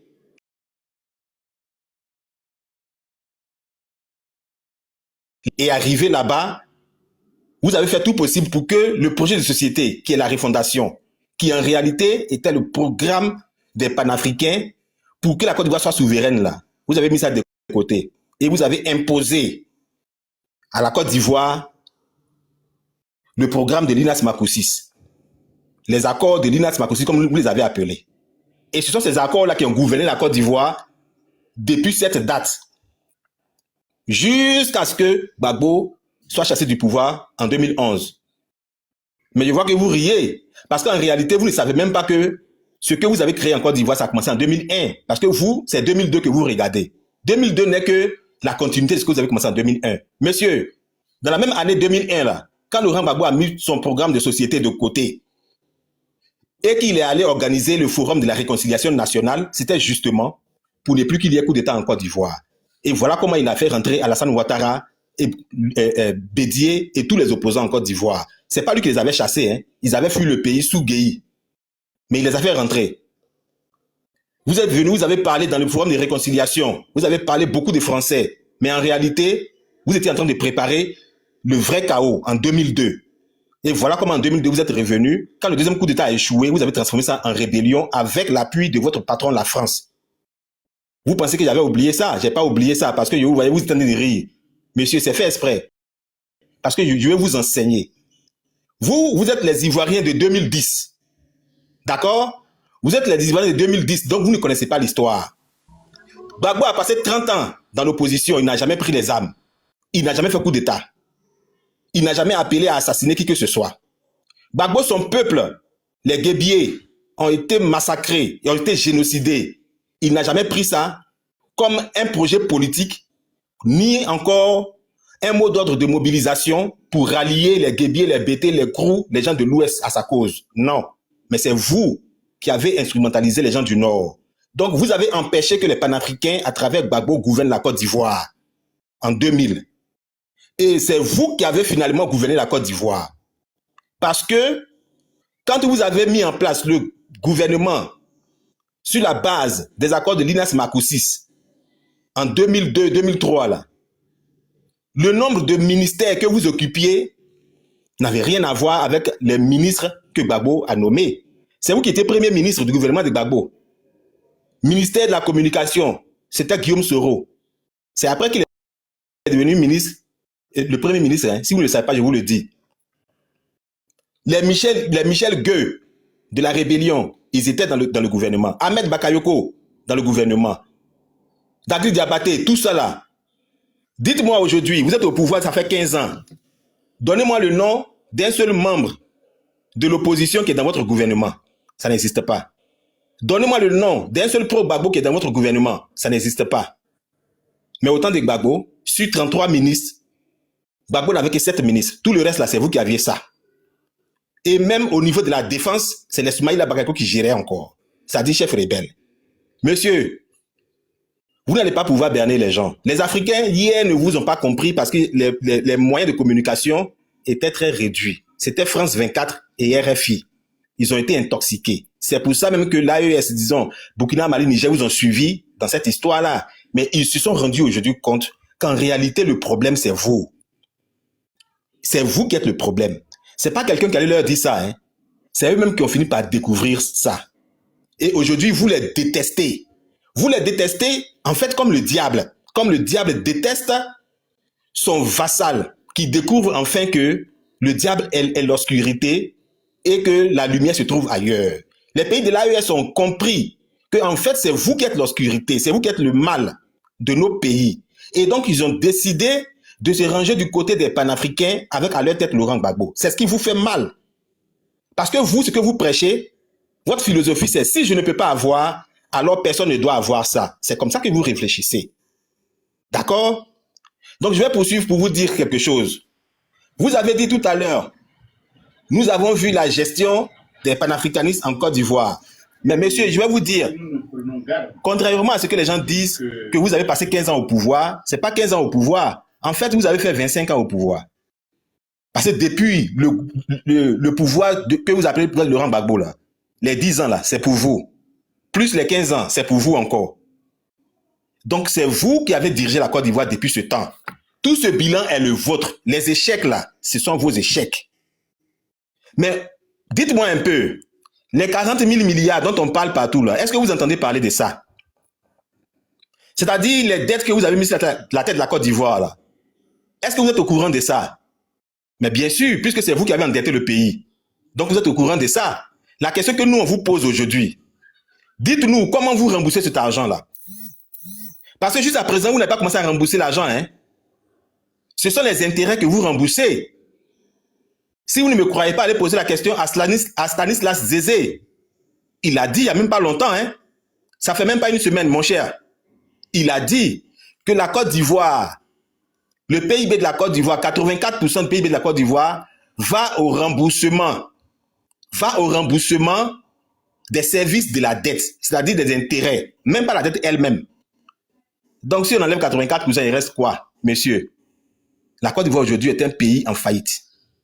Mais on ne le saura en réalité que lorsque vous allez quitter le pouvoir.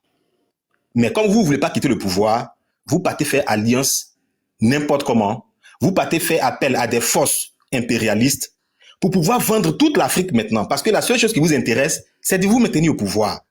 Et donc pour vous, si ça doit passer par vendre l'Afrique, par vendre les femmes, par vendre les enfants de l'Afrique, vous vous en foutez, vous allez le faire parce que la seule chose qui compte, c'est que vous voulez rester au pouvoir. Et c'est ce qui est malheureux. Et c'est ce qui est triste. Donc je vais finir avec vous sur ce point-là. Et puis passer au sujet sur lequel je voudrais intervenir. Mais si vous êtes ignorant au point que vous ne soyez pas capable de parler du sujet qui est là et de nous dire pourquoi ce harcèlement. Roro a bien posé le thème. Elle dit, pourquoi harcèle-t-il Ibrahim Traoré?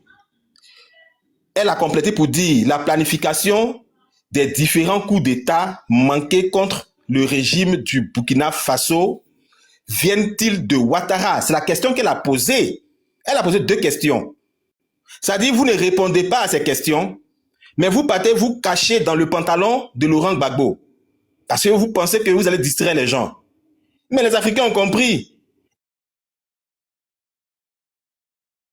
De se battre pour récupérer son parti politique que vous avez participé à lui arracher. Il allait créer un nouveau parti politique. En moins de 2 ans, c'est lui qui vous fait trembler en Côte d'Ivoire.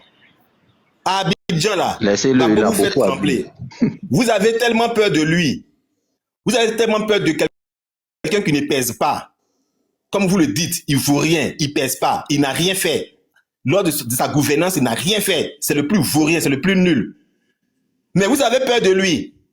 Et vous le condamnez à 20 ans. Vous ne le mettez pas en prison. Il se promène. Mais vous préférez faire en sorte qu'il ne puisse pas être candidat. Monsieur, ça là, les gens ont déjà compris ça. Vous ne pouvez plus rien dire aux Africains, au monde entier, qui puisse distraire le monde. Voilà. Vous êtes à la fin de votre mandat. La seule chose sur laquelle nous, on vous attend, ce sont les mois à venir. C'est tout. Sinon, tout ce que vous racontez là, allez vous consoler avec les soirs lorsque vous voulez vous coucher. C'est tout. Mais je viens sur le sujet maintenant. Non, attends, il y a quelque chose à ajouter parce qu'il m'a attaqué. Tu vas ajouter tout à l'heure, s'il te plaît. Tu vas ajouter tout à l'heure. Moi, je vais rentrer en réunion. Non, moi, je ne prends pas ta motion. Toi, Traoré, là, je ne prends pas ta motion. C'est sur moi, tu as parlé. Moi, tu es descendu. Je suis venu pour te répondre rapidement. Rapidement pour partir. Je vais te faire comprendre quelque chose. Dans les 64 ethnies, vous n'êtes même pas 8 ethnies en Côte d'Ivoire. Vous n'êtes pas 8 ethnies. Les autres, là, on connaît notre position. Vous avez pris le pouvoir grâce à la rébellion appuyée par l'armée française avec la communauté internationale. Vous n'avez pas pris le pouvoir grâce au vote des Ivoiriens. La France a tué pour vous mettre au pouvoir. Il y a une différence. Donc, sur nos cœurs, là, vous ne savez pas ce qu'on a sur nos cœurs. On est avec Ado pour le moment parce que il est notre président. On ne peut pas aller tuer notre président ou être contre notre président. Mais on parle d'une politique étrangère qui a de mauvaise foi. Il faut dire déjà, il ne faut pas dire. Pardon. Laisse-moi. Monsieur, s'il vous plaît, je sais ce que vous dites, c'est intéressant. Mais je vais terminer et puis aussi laisser d'autres personnes parler. Ça fait déjà très longtemps que je suis là et je veux pouvoir parler. Merci. Voilà. Je ne suis pas contre ce que vous dites. Vous dites la vérité, mais laissez-moi finir, s'il vous plaît. Merci. Alors, donc je viens maintenant sur le sujet. Chère sœur Roro, le thème que tu as mis là, en fait, les gens, c'est l'hôpital qui se fout de la charité. Qu'est-ce que ce monsieur-là, il reproche au pays de l'AES, plus précisément au Burkina Faso? C'est quoi le problème qu'il soulève? Il accuse le Burkina de quoi? Quand il dit que les richesses sont mal réparties, c'est ça. C'est sur ça qu'il veut s'appuyer pour tuer un président, pour déstabiliser un pays et toute une région. Ok. Donc, ça veut dire que désormais, quand les richesses sont mal réparties dans un pays, il faut changer le régime. Il faut déstabiliser ce pays. C'est ça. Mais les richesses ne sont pas bien réparties en Côte d'Ivoire. Hein. En Côte d'Ivoire, là-bas, les richesses ne sont pas bien réparties. Voilà. Parce que même les enseignants font la grève. Au lieu qu'on leur accorde une augmentation, on les attrape, on les jette en prison. Parce qu'ils ont demandé une simple petite prime, une petite augmentation. Parce que les gens sont expropriés. Parce qu'il y a des détournements à foison. Une petite classe est hyper riche en milliards. Et le reste du peuple, les gens n'arrivent pas à avoir 2 repas par jour. Le coût de la vie va les tuer. Voilà. Ça, c'est en Côte d'Ivoire. Au Burkina, au moins, les gens font accouchement gratuit. En Côte d'Ivoire, il n'y a pas accouchement gratuit. Même les gens le disent comme ça, mais il n'y en a pas. Donc, vous voulez parler de richesse mal répartie? Bref, je laisse le cas de la Côte d'Ivoire. Comme ce n'est pas un Ivoirien qui a dit ça, on va prendre l'Américain lui-même qui a parlé. Aux États-Unis, là, ce type, l'anglais, là, l'anglais, son nom, l'anglais même déjà, qui a un problème parce que lui-même, il est noir. C'est un noir. C'est un descendant d'esclaves. Quand on est descendant d'esclaves, ça veut dire qu'on vient de l'Afrique. Noir. Lui, son nom est resté où? Le nom de son père est resté où? Pour qu'il lui s'appelle l'anglais. Il n'y a pas l'anglais en Afrique. Voilà. Il ne va pas me dire aussi que il fait partie, sinon les descendants des Noirs qui ont été envoyés sur le continent américain par Mansa Moussa. Non. Parce que ceux-là ne sont pas les fils d'esclaves. C'est ceux qui sont les fils d'esclaves là qui portent des noms bizarres, qui ne ressemblent à rien, mais qui viennent du blanc. En fait, l'anglais, c'est le type de nom qu'on donne à son petit animal de compagnie. Sûrement que le maître esclave à qui appartenait son père a dû donner le nom de son chat qui est décédé à son père. C'est comme ça que lui, il a hérité de ce nom-là qui s'appelle l'anglais. Donc, il ne connaît pas son histoire, mais je vais lui parler du monde contemporain, son époque. Lui, il veut parler, qu'il nous dise un peu, comme on parle d'inégalité, qui doit être une raison valable, qui justifie l'assassinat d'un président, qu'il me dise, aux États-Unis, les problèmes des États-Unis, le premier problème même, c'est l'accès inégal à l'éducation. Aux États-Unis, là, quand vous allez dans même New York, là, hein, il y a des lycées, il y a des écoles qui abritent, sinon qui accueillent les enfants des riches. Ou l'école même, c'est-à-dire l'école peut dépenser 10 000 $ pour pouvoir donner la connaissance aux enfants des riches, là où les enfants de pauvres ne reçoivent que des formations qui en réalité sont évaluées à 500 $, à 1 000 $. Aux États-Unis, ça existe. Ça existe. Plus de 43 millions d'Américains, quand ils sortent, en 2024, là, hein, quand ils finissent leurs études, là, ils sont déjà endettés à plus de 37 000 $ par personne. Parce qu'ils étudient à crédit. Ils n'ont pas le choix. Tellement les trucs sont chers. Et c'est le monde de la finance qui est en train d'endetter déjà quelqu'un qui n'a pas commencé à travailler. Lui, il est déjà endetté. Donc, il va commencer à travailler là. Son salaire, ça ne sera même plus pour acheter un terrain, mais quoi que ce soit. Mais lui, il va travailler pour la banque.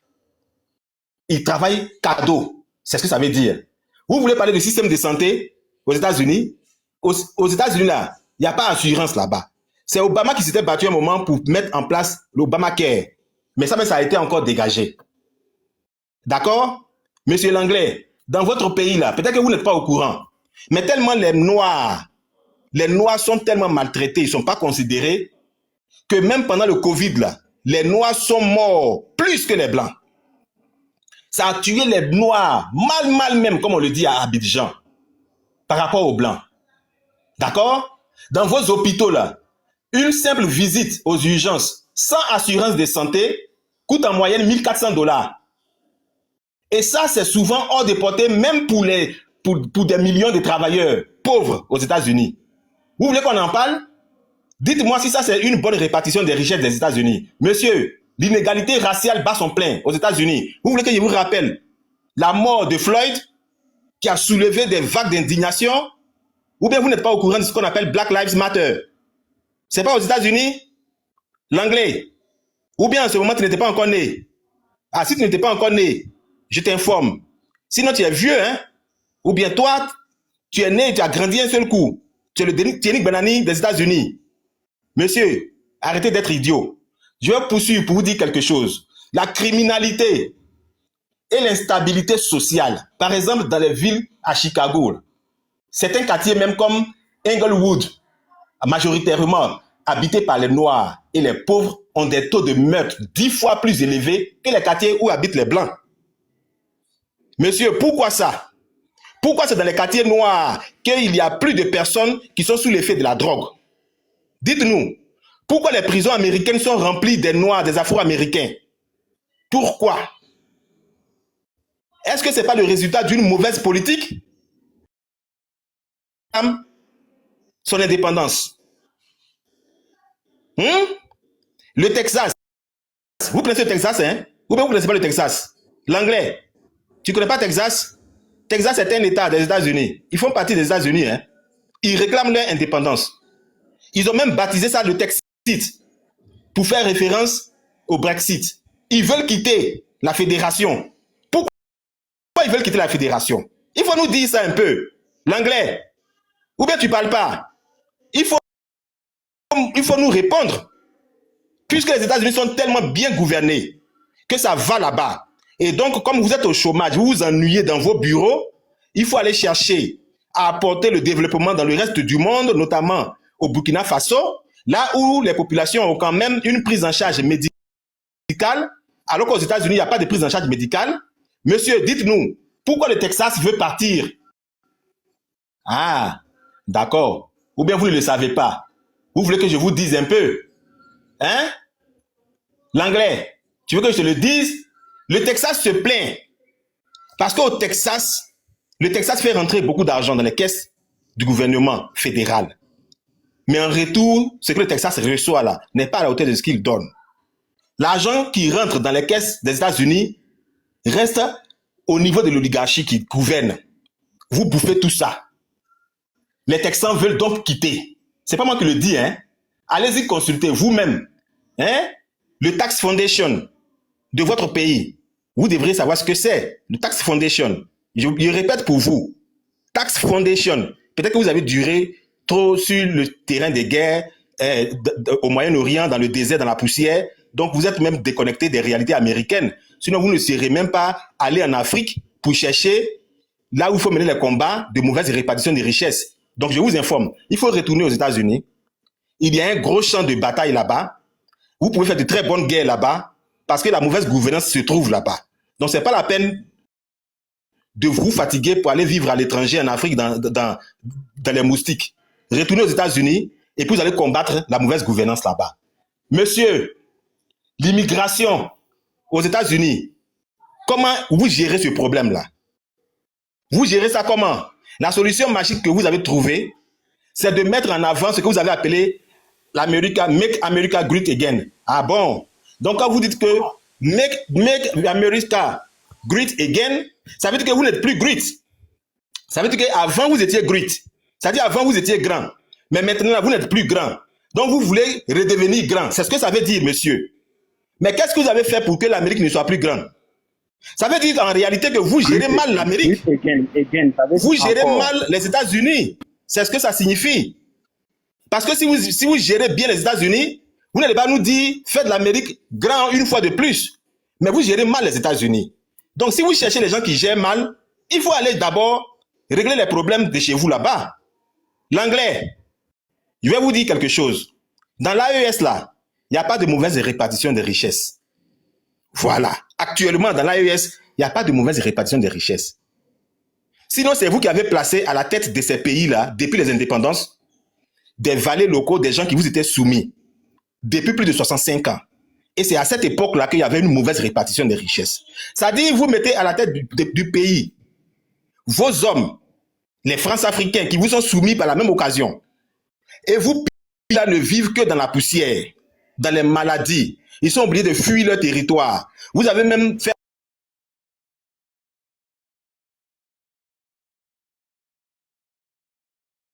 là, ne vivent que dans la poussière, dans les maladies. Ils sont obligés de fuir leur territoire. Vous avez même fait avait honte à un moment donné. Quand on disait à quelqu'un, Burkinabé, il se fâchait à un moment donné. Et ça, c'est une réalité. Parce que c'est ce que vous avez voulu que les gens ressentent. Vous avez mis ça dans leur tête. Vous les avez déshumanisés. Vous trouvez que le pays est mal gouverné. Ah bon, donc pour vous, un pays comme Burkina, s'il doit être appelé pays qui est bien gouverné, ça veut dire qu'il doit vous donner toutes les richesses du Burkina. C'est ce que ça veut dire. Mais monsieur, dites-nous si vous êtes burkinabé. Ou bien les Américains sont des burkinabés. Les États-Unis, là, c'est un quartier de Ouagadougou. Il faut nous dire. Si vous faites partie de l'AES, informez-nous. Comme ça, nous, on va vous considérer comme un pays qui fait partie de l'AES. Comme ça, on ne va plus prendre de visa pour aller aux États-Unis. Eh oui, visa. Vous voulez qu'on parle de visa? Vous voulez qu'on en parle? Monsieur, si vous vous sentez, tellement burkinabé, si vous vous sentez tellement burkinabé, les visas que vous imposez aux Africains, aux burkinabés, avant d'aller chez vous, et pour lesquels vous les faites attendre dans les couloirs de vos ambassades, vous les sélectionnez, vous les humiliez là, ça répond à quoi dans ce cas? Si vous n'êtes plus capable de diriger vos pays, si vous n'êtes pas capable de soigner vos populations, Si vous n'êtes pas capable de lutter contre le problème de la drogue que vos populations consomment et ils deviennent comme des zombies dans les rues de Californie, ils sont arrêtés, pourtant ils sont en train de dormir. Ils marchent, ils sont devenus de vrais zombies là. Si vous n'êtes pas capable de régler ces problèmes, le problème des cartels, le narco-crime, et que vous êtes incapable de faire face à des puissances comme la Chine qui sont en train de vous défier devant le monde entier et dont vous avez peur, c'est pas la peine de gonfler la poitrine sur des pays qui sont en train de chercher à s'en sortir comme le Burkina et l'AES. Voilà. Jamais accepter de faire un combat contre Makosso. D'accord? Parce que c'est pas la même catégorie. Donc si vous êtes fort, allez-y, la Russie est là. La Chine est là. Vous avez dit récemment, monsieur, et je vais chercher à terminer, que vous voulez annexer le Canada. Vous voulez le Canada, vous voulez que le Canada entre dans les États-Unis. Vous voulez que le Greenland, oui, qui est pourtant un territoire danois, vous revienne. Monsieur, votre projet est à quel niveau? Dites-nous un peu. Parce que c'est là qu'on vous attend. Ou bien vous ne voulez plus Greenland. Vous ne voulez plus Canada. Ah ah. Mais c'est le Burkina que vous voulez maintenant. Vous ne voulez plus la fraîcheur, la neige, le beau temps. Mais vous voulez le soleil de l'Afrique, le soleil du Sahara. Monsieur, je vais vous dire quelque chose. J'ai commencé mon propos en disant que sûrement le nom même que vous portez, l'anglais là, c'était le nom sûrement du chat, du maître esclave de votre père. Mais je me suis trompé. En fait, c'était le nom du chien de votre, du maître esclave de votre père. Donc, je vous informe qu'au Burkina, là, nous, on mange des chiens. Au Burkina, nous, on mange des chiens. Donc, si vous arrivez au Burkina, en vous présentant à nous comme chien, ah non, mais festoyer. Je m'arrête là. Merci. Merci, merci. Moi, je veux répondre rapidement à Traoré, puis parti. Parce qu'il a eu à me taguer, m'identifier dans ses paroles. Mais là, il fallait me permettre de parler, non? Non, tu as parlé, quand je suis sorti, tu as dit mon nom et puis tu as dit des choses. Je vais juste répondre. C'est comme si tu me répondais. Pourtant, moi, j'avais voulu répondre aussi à l'autre. Ok, donc vas-y. Moi, j'ai pas plus d'une minute. Je vais juste répondre pour que tu comprennes. J'ai dit, on est 64 ethnies en Côte d'Ivoire. Dans les 64 ethnies, vous ne valez pas 10. Les autres, là, les autres que vous marginalisez, matin, midi, soir, là, on ne veut plus ce pouvoir en place parce qu'on est marginalisé. Et c'est pas faux. Si tu ne crois pas, va à l'ouest, va au sud, va au nord-est et puis pose des questions. Laisse les travaux, laisse Abdoulaye, pose des questions d'un autre nom. Tu vas voir qu'on ne veut plus. Parce qu'on est marginalisé. Le pouvoir en place n'est pas nationaliste. Il pense qu'aux étrangers et à vous. Il ne pense pas qu'aux Ivoiriens. Et puis, c'est un valet local de la France et de l'Amérique. Il n'est pas là pour nous, les Ivoiriens. Il est là pour les intérêts internationaux. C'est une personne qui n'est pas bon pour l'Afrique. Parce qu'il ne pense pas à l'Africain. Il pense à sa poche et à la poche du colon. C'est tout ce que j'ai à te dire. C'est fini. Merci beaucoup. Voilà, moi j'aimerais prendre une minute pour dire un certain truc à nos frères burkinabés. Les frères burkinabés et les autres panafricains, j'aimerais vous dire de mieux vous concentrer, voilà, sur votre lutte. Ne vous laissez pas distraire par certains de vos alliés qui manifestent en tout cas de façon éloquente. Monsieur Traoré. Excusez-moi. J'ai une émotion parce que ce que vous dites est quand même assez... et c'est ce qu'ils font, hein, Monsieur Traoré. C'est ce qu'ils font, hein. Ils sont vraiment sur leur pays, mais à chaque fois, malheureusement, on voit vraiment de la déstabilisation de la part de la déstabilisation, enfin en tout cas des actes, on va dire, assez inamicaux. Je sais pas, vous avez Monsieur Traoré, votre voisin, qui héberge chez vous l'homme qui a déjà qui a chez lui, d'accord, l'homme qui a déjà vos enfants et votre femme.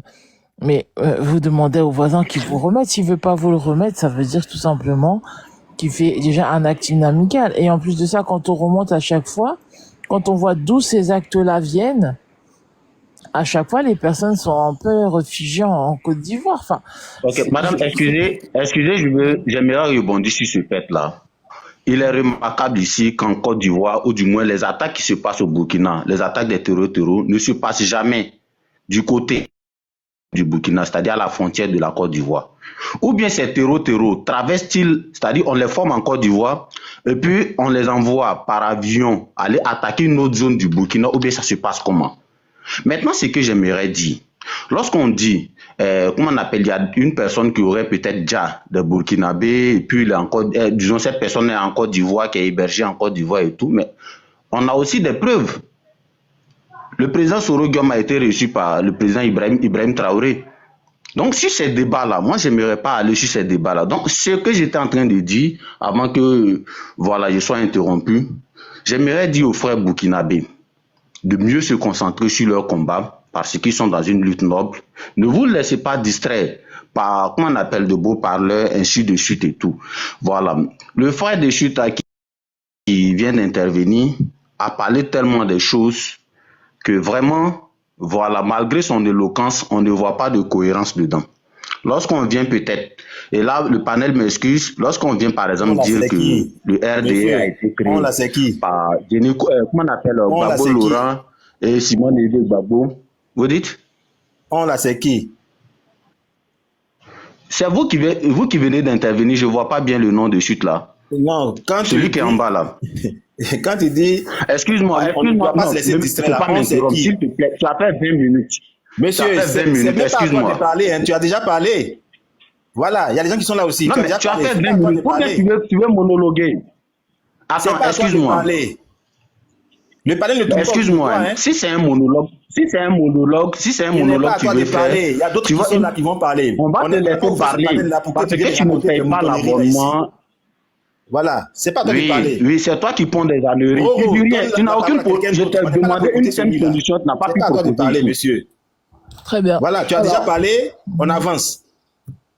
Très bien. Mais tu me permets de te rétoquer. Tu me permets. Tu ne peux pas dire, tu peux pas prendre des âneries et puis refuser à ton la parole au roi. Allez-y, après on va donner la parole au roi. Allez-y, monsieur. Si tu veux me répondre, dans ce cas, ça devient un débat entre toi et moi. Et donc, Roro va nous laisser débattre. Non. Bien sûr. Non, si tu veux un débat, tu me dis que tu veux un débat. Moi, je n'aime pas les lâches. Si tu veux un débat, tu veux un débat. Et ça devient un débat entre toi et moi. On ne se connaît pas. Si tu veux un débat, dis ça devant. Il y a près de 400 personnes ici. Dis que tu veux un débat avec moi. Et puis, on va faire le débat. Il faut arrêter d'être lâche. Je vais bien le débat. Maintenant, si ce n'est pas un débat, tu as déjà parlé. Si ce n'est pas un débat, tu as déjà parlé. C'est tout. Je dis, je veux bien le débat. Si on nous autorise, je vais te faire ça bien sur ce thème-là, le même thème-là. Je veux bien le débat. D'accord. Alors, tu me permets de parler. Sinon, c'est faire preuve de lâcheté. Qu'ils nous permettent au moins de comprendre. Sinon, ça serait une opposition de monologue. Il n'a rien à faire comprendre ici. Tu veux débat, non? Ferme ton micro. Après, ça fait débat. Mais tu mens, Joe. Le chinois, attends. Monsieur Traoré, restez sur le panel, d'accord? Tu mens. Attendez, monsieur Traoré, restez sur le panel. Vous allez échanger avec le chinois tout à l'heure. On va donner la parole aux autres personnes qui sont là. D'accord? On a deux dames qui sont là. On a monsieur Leroy qui est là aussi. Donc, on va lui donner la parole. Leroy, est-ce que vous êtes là? Leroy? Leroy Bediako, vous êtes là? Leroy, une fois. C'est à mon tour? Oui, c'est à votre tour, oui. Ok. Merci à tous. Et je crois que le sujet est très intéressant, même si à un moment donné, il y en a qui ont voulu faire diversion. Moi, je crois que il faut d'abord remettre en cause la bonne foi d'une personne pour essayer de juger ses actes. Parce que tout ce que tu n'aimerais pas qu'on te fasse, ne le fais pas à quelqu'un. Quand je vois, lorsque, en 2024, il y a eu une attaque complexe à Tezawaten, au nord du Mali, et que, fièrement, il y a un certain dirigeant, ou je dirais, un officiel du gouvernement ukrainien qui dit « Ouais, nous avons aidé certaines personnes à faire cette attaque-là contre les intérêts russes. » ce que j'ai aimé, j'ai vu que des pays avec qui le Mali était vraiment en foi dans le cadre de la communauté et sous-régionale ont pris l'initiative et la décision d'interpeller le représentant ukrainien sur leur territoire pour leur dire que cette affirmation est-elle vraie? Si c'est vrai, il y aura des conséquences parce que nous n'entretenons pas des relations avec des personnes qui aident les ennemis de nos États. Malgré que ces pays n'étaient pas dans l'AES ou quoi que ce soit. Maintenant, quand nous voyons qu'en 2025, on dit la Côte d'Ivoire est une puissance économique en Afrique de l'Ouest, elle est autonome, elle est souveraine, et que un certain dirigeant d'un autre continent, loin de l'Afrique, fait des affirmations à l'intention d'un président proche de la Côte d'Ivoire, et que ce monsieur est reçu chez eux. Mais dans quel contexte? Dans quel cadre? Où est passée la bonne foi politique? Où est passée la déontologie? Il y en a qui disent on fait des accusations ou pas des accusations. Mais lorsque quelqu'un m'insulte et que toi tu es assis à côté de cette personne-là, tu fais rien alors que tu as la possibilité de lui dire là tu arrêtes, mais tu fais rien, tu le reçois, vous discutez, vous continuez à vivre comme ça. Quelle preuve avons-nous besoin de plus pour dire ça? Et il y a ci, il y a ça, il y a ci, il y a ça. Mais si quelqu'un te dit, ouais, des affirmations ont été faites par des officiels pour dire ça, c'est vrai. Et pour écarter tout doute, vous devrez vous remettre en cause, avoir une bonne déontologie politique pour dire que même si les relations diplomatiques ne sont pas bonnes entre nous, il y a de ces apparitions, il y a de ces réservations qu'on ne peut pas faire en public. Mais si vous vous permettez de le faire, qu'est-ce qu'on va en conclure? Et ce qui m'étonne le plus, c'est que lorsqu'on dit, pas nous-mêmes, lorsque des gens qui subventionnent les ONG et autres disent que ces ONG permettent au bon fonctionnement du terrorisme, et qu'après nous on dit ça, on dit non, vous êtes dans la propagande, vous êtes dans ci. Mais bref, Dieu jugera, en tout cas l'histoire jugera chaque homme politique de par ses actes posés à lui. Mais moi je crois que ça a été une grave erreur. Si ça a été fait sciemment, on connaîtra désormais la position de l'État vis-à-vis du régime actuel burkinabé.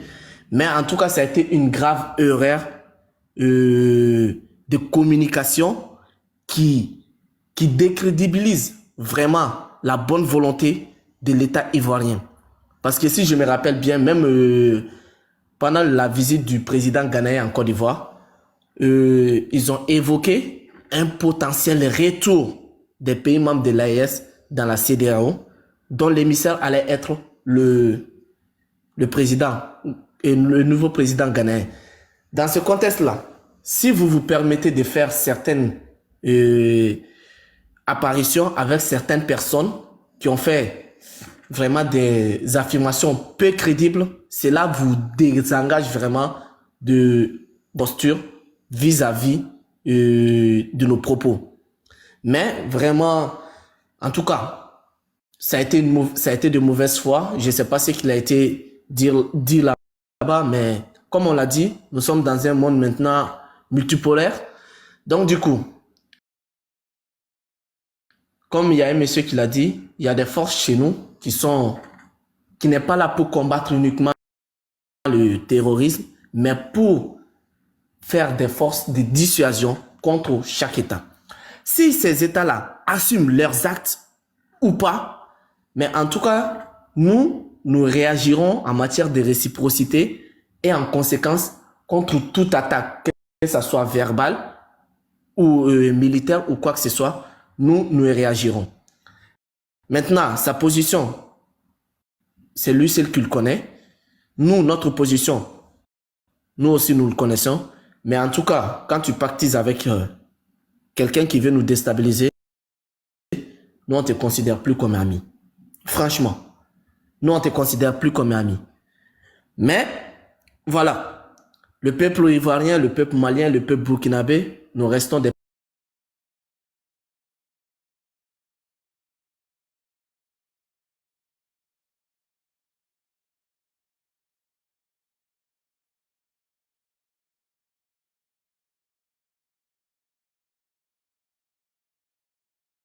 sortir d'une crise et que nous avons trouvé des gens qui ont adopté un chemin qui nous plaît à nous et que vous faites des apparitions avec des personnes qui veulent en finir avec ces gens-là, franchement, on ne peut pas dire que vous êtes de bonne foi ou que vous adoptez la bonne procédure vis-à-vis de nous. Donc, nous agirons aussi en conséquence. On ne peut pas accuser quelqu'un comme ça, comme si, mais voilà quoi. Ils ont fait ce qu'ils ont fait, c'est tant pis pour eux, et cela ne va pas nous déconcentrer. J'ai été étonné de voir M. Traoré qui a dit que ne nous laissons pas distraire par nos frères panafricains. Mais de quelle distraction tu parles? Si, et seulement si nous n'avions pas parlé de ça, c'est ça qui aurait été une distraction. Parce que si tu veux qu'on soit concentré dans la lutte contre l'impérialisme et que quelqu'un fait une affirmation impérialiste vis-à-vis de nous, et qu'on parle de ça, ça c'est combat à nous. Donc, nous sommes là, on regarde, quelqu'un fait quelque chose de travers contre nous, nous agirons de travers contre vous. Quelqu'un adopte une posture amicale, nous adopterons la même posture vis-à-vis de la personne. Et nous ne voulons pas que quelqu'un vienne nous dire vous êtes dans l'émotion ou on vous soutient, mais c'est... Non, non, non, non, non, non. Si la gestion ivoirienne te convient à toi en tant qu'Ivoirien, machallah, c'est ton plein droit. Mais notre posture à nous, vis-à-vis de la politique étrangère ivoirienne adoptée envers notre pays, ne nous dit pas comment nous devons agir vis-à-vis de ça. Parce que c'est pas ton droit à toi. Au contraire, tu dois voir la réalité de ton pays et voir ses collaborations étrangères avec les autres États pour parler et te prononcer uniquement de ça. Moi, je ne me mêle jamais de la politique étrangère d'un autre État, sauf si ça converge ou ça diverge avec les intérêts de mon pays à moi. Donc, c'est tout ce que moi, j'avais en tout cas à dire. Si c'est une erreur, qu'il les rectifie au plus vite. Si c'est fait sciemment aussi, ce n'est pas la première fois qu'on reçoit quelqu'un qui lance des menaces à des États dans un autre pays. Parce que je crois que les cellules dormantes ont été activées. Au Mali, ce sont les soi-disant politiques qu'ils veulent corrompre, qui sont déjà corrompus, qui ont fait des visites et des apparitions sur des chaînes télé occidentales et qui essaient de défendre la position de l'Occident contre les intérêts des dirigeants. Au Burkina, nous connaissons tous ce qu'ils ont voulu faire. D'abord, lancer une fausse information comme en 2015 au Mali, qu'il y a génocide contre les Peuls.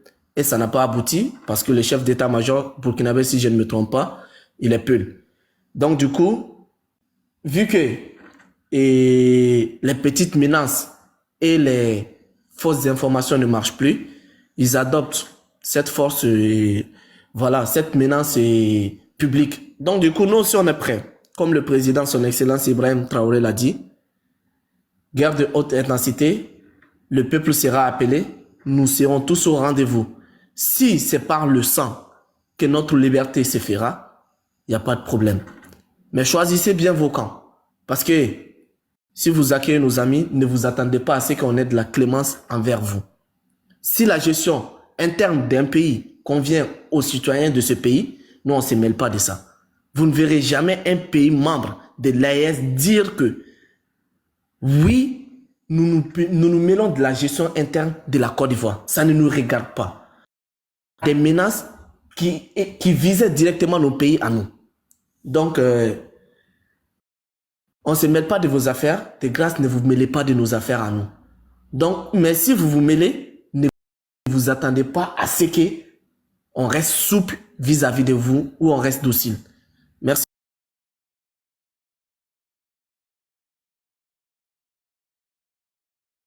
Ne vous attendez pas à ce qu'on reste souple vis-à-vis de vous ou on reste docile. Merci. C'est-à-dire que ne mélangez pas les Ado-moutons et puis les Ivoiriens. C'est ça la différence. Parce que si vous allez agir contre la Côte d'Ivoire, nous, tous les autres Ivoiriens vont prendre des pots cassés pour un groupe qui ont décidé d'être têtus sur une décision mauvaise pour l'Afrique. Pardonnez, nous tous, on n'est pas d'accord avec la décision de notre président. C'est tout ce que j'ai à vous dire. Merci. Bonjour. Bonjour. On m'entend? Donc, merci beaucoup. On vous entend. On t'entend. Allez-y. Ah, bonjour. Je suis venue dans le live un peu en retard. Donc, je dis je suis venue dans le live un peu en retard. Donc moi, tout ce que j'aimerais dire, oui, certes, les Ivoiriens, on les mélange un peu. Pourquoi? Parce que ça se passe en Côte d'Ivoire. L'Afrique aujourd'hui, toute l'Afrique regarde ce qui se passe. Ce qui est sûr, c'est que moi, ce que je regarde depuis un temps sur les médias et tout, si Ibrahim Traoré tombe, c'est toute l'Afrique qui tombe. Soit le monde entier, on brûle tout, on brûle tout. Parce que ceux qui sont ici, moi je suis camerounaise par exemple, moi je me lèverais pour mes enfants, parce que c'est l'avenir de mes enfants. Mes enfants, déjà ont subi un racisme constant en Europe. Donc, c'est même pas seulement en France ou, je dis, tous ceux qui sont de l'intérieur, on doit se mobiliser. Si Ibrahim Traoré tombe, on casse tout d'abord de l'intérieur. Après, ceux qui sont là-bas, ils font le travail là-bas. Parce qu'on ne peut plus laisser ces gens continuer à faire ce qu'ils font. Ils se plaignent que nous, on vienne, on prenne leurs ressources, on prenne leur travail. Mais on vient parce que eux, ils sont en train de déstabiliser, ils sont en train de finir nos minerais. Tout ce qui se passe au Congo, même bientôt, là, le Cameroun, ça va être une merde parce qu'il y a les élections qui vont se passer. Il faut que notre président, il parte. On n'en peut plus. À un moment donné, il faut arrêter. Il faut qu'on se réveille. Donc nous, la jeunesse africaine, même si je dois tomber pour mes enfants, quand je vais tomber, je vais dire je tombe pour mes enfants, pour l'avenir de mes enfants. À un moment donné, c'est bon. On va réveiller nos ancêtres. Donc moi, c'est tout ce que je voulais dire. Franchement, on est avec le Burkina. Moi-même, je suis burkinabé. D'abord, je suis burkinabé. C'est mon deuxième pays. Merci.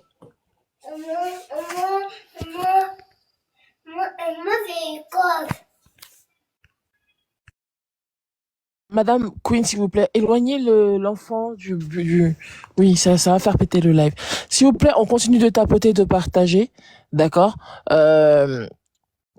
Attendez, parce qu'il y a des demandes en bas. Monsieur Haré, est-ce que vous aviez autre chose à rajouter avant que je vous fasse descendre? S'il vous plaît?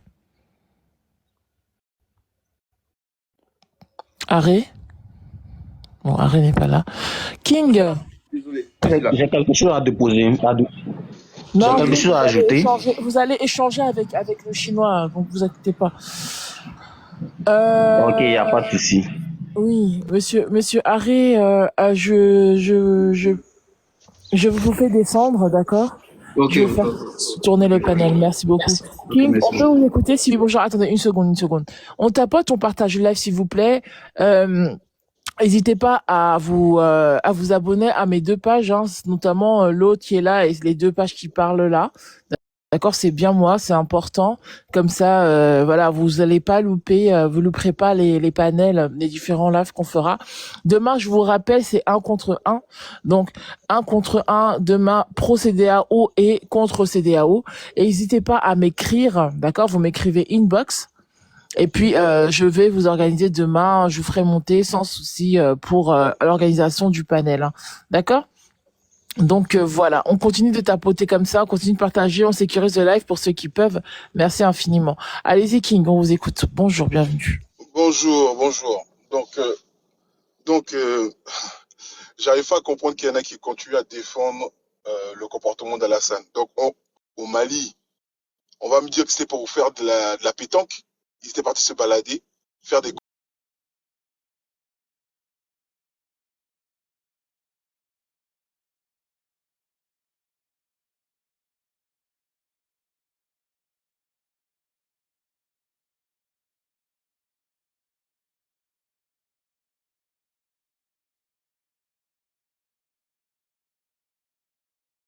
pour les Ivoiriens. C'est pas un noir, c'est un blanc.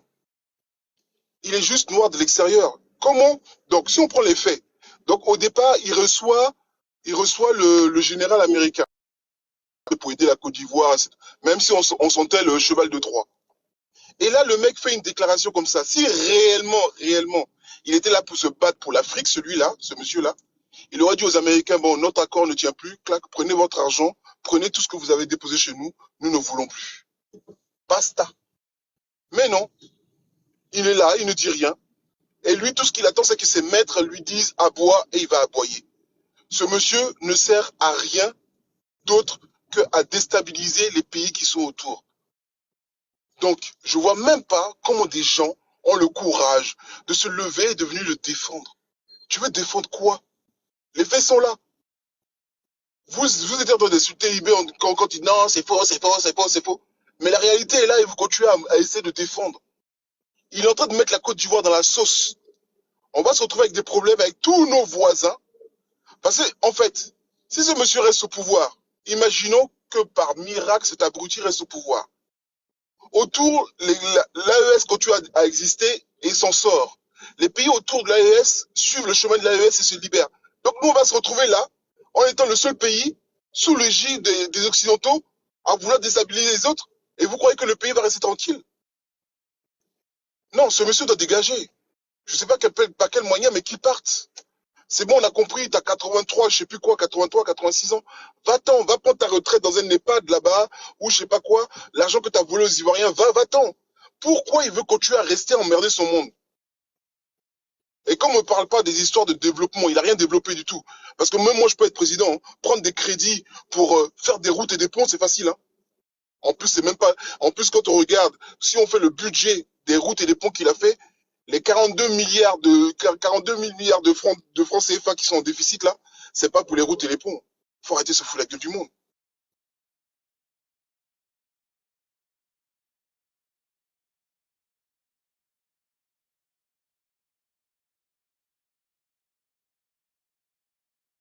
Quel argument tu peux avoir? Oui, les Burkinabés, restez concentrés sur le... Mais bien sûr qu'ils sont concentrés. Ils sont tellement concentrés qu'ils voient celui-là là, en train d'agir. Et c'est pour te dire, les anglophones, les Américains, les Ghanéens, les Noirs américains, les Jamaïcains parlent de la Côte d'Ivoire en mal à cause de cet abruti-là. Ils ont tous vu le jeu, il n'y a que toi qui ne le vois pas. Ils ont tous vu le jeu qu'en train de manigancer l'Amérique en passant par la Côte d'Ivoire. Mais toi, non, c'est pas ça, c'est pas vrai, non. Je ne comprends pas. On peut apprécier une personne, mais quand une personne fout le problème, il y aura que les yeux, et vous allez fuir. Il y aura que les Ivoiriens qui ne pourront pas fuir, là, qui sont au pays, en train de souffrir, qui vont rester là pour pleurer. Ils vont souffrir à cause de vous. Ce monsieur est un poison. Que les ancêtres nous débarrassent de celui-là. Ras-le-bol. Qui nous laisse tranquille, qui laisse l'Afrique qui veut se réveiller. Si tu ne veux pas te réveiller, mène cagoule, lève-toi, va avec tes maîtres là, va faire le toutou à l'Élysée avec Macron et arrête d'emmerder les Noirs. Et moi, j'ai la même chose pour tout. Ne venez pas sur le palais des panafricains, ne venez pas nous parler. Allez, suivez le chemin. Je ne sais même pas pourquoi. Moi, je suis fatigué de discuter avec des gens comme ça. Les Noirs qui ne veulent pas se réveiller là. Allez avec les Blancs. Allez sur le palais.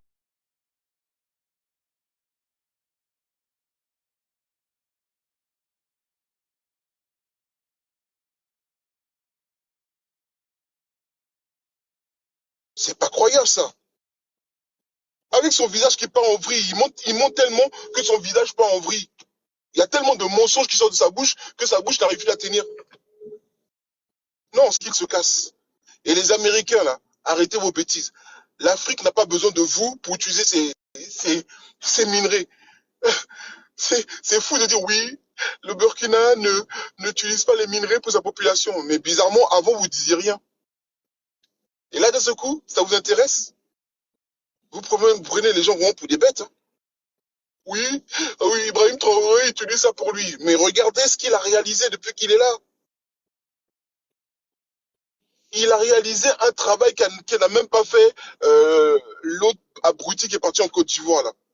Et vous, au lieu de vous occuper de celui-là qui a pris la nationalité ivoirienne, qui est parti s'asseoir là-bas, vous êtes en train de venir ici, d'essayer de défendre. On ne peut pas défendre ce mec. Tout le monde sait que c'est pas les vrais Ivoiriens qui sont dans les problèmes, qui veulent ça. Tout le monde sait que c'est lui et ses sbires, là, qui sont autour, qui sont en train de se grossir le ventre, en train de manger l'argent des Ivoiriens. Le pays est développé. Ado 2050.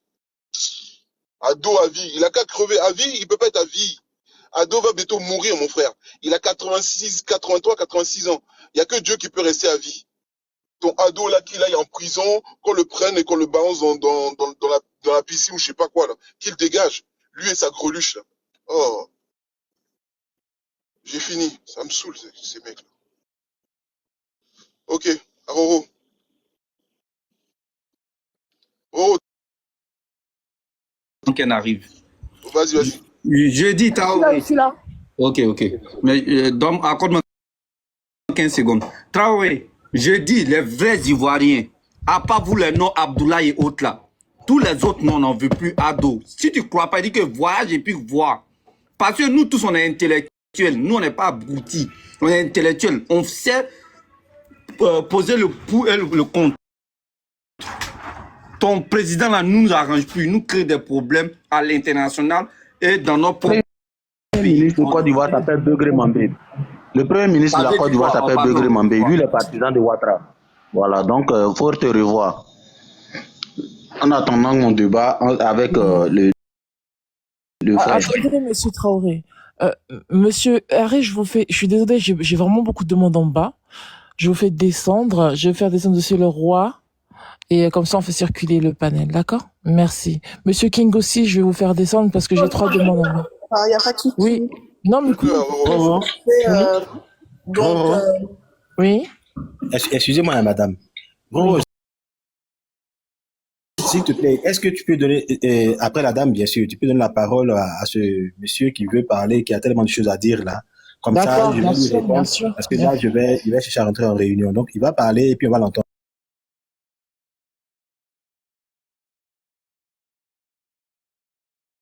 Des choses à dire là. Comme ça, je vais lui répondre. Parce que là, il va chercher à rentrer en réunion. Donc, il va parler et puis on va l'entendre.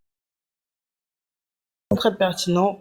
Commençons essayons d'envoyer nos enfants vraiment dans des... Battons-nous pour que nos enfants intègrent des universités ici, hein, pour ceux qui sont en Occident, des grandes universités. Ça va aussi beaucoup nous aider parce que de l'intérieur, c'est ce que les Marocains ils font, c'est ce que les Chinois ils font, parce que si aujourd'hui la Chine est ce qu'elle est, c'est parce que leurs enfants sont venus ici, ils ont fait des grandes études et ils sont repartis développer la Chine.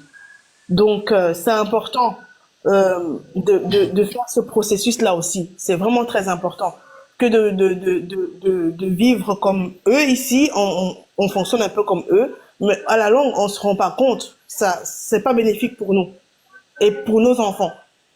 Donc moi, c'est tout ce que j'avais à dire. Comme j'ai dit, je suis camerounaise, mais je supporte. Et si je dois me battre et que quelque chose se passe et que ici on va dire levez-vous, je me lèverai pour mes enfants, pour l'Afrique, parce qu'on est fatigué. On est la génération de maintenant, mais c'est la génération de nos enfants qui est la vraie génération. Ce sont elles qu'on doit sauver. Nous, on est déjà partants.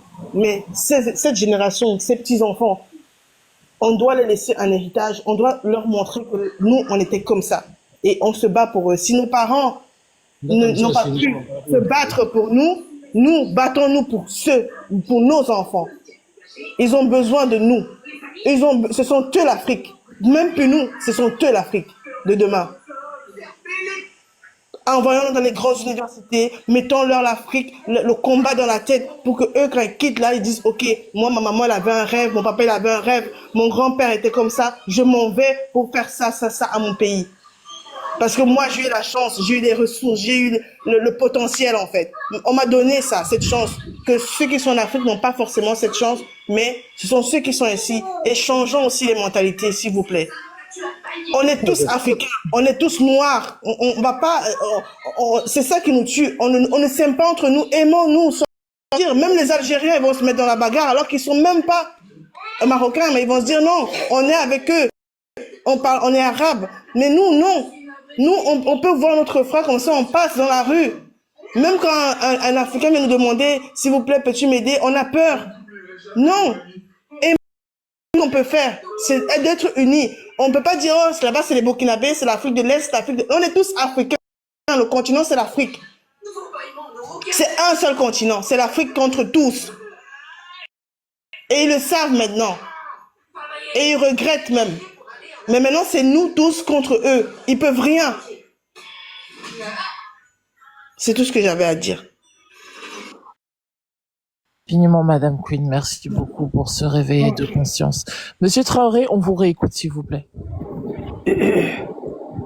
Monsieur Traoré?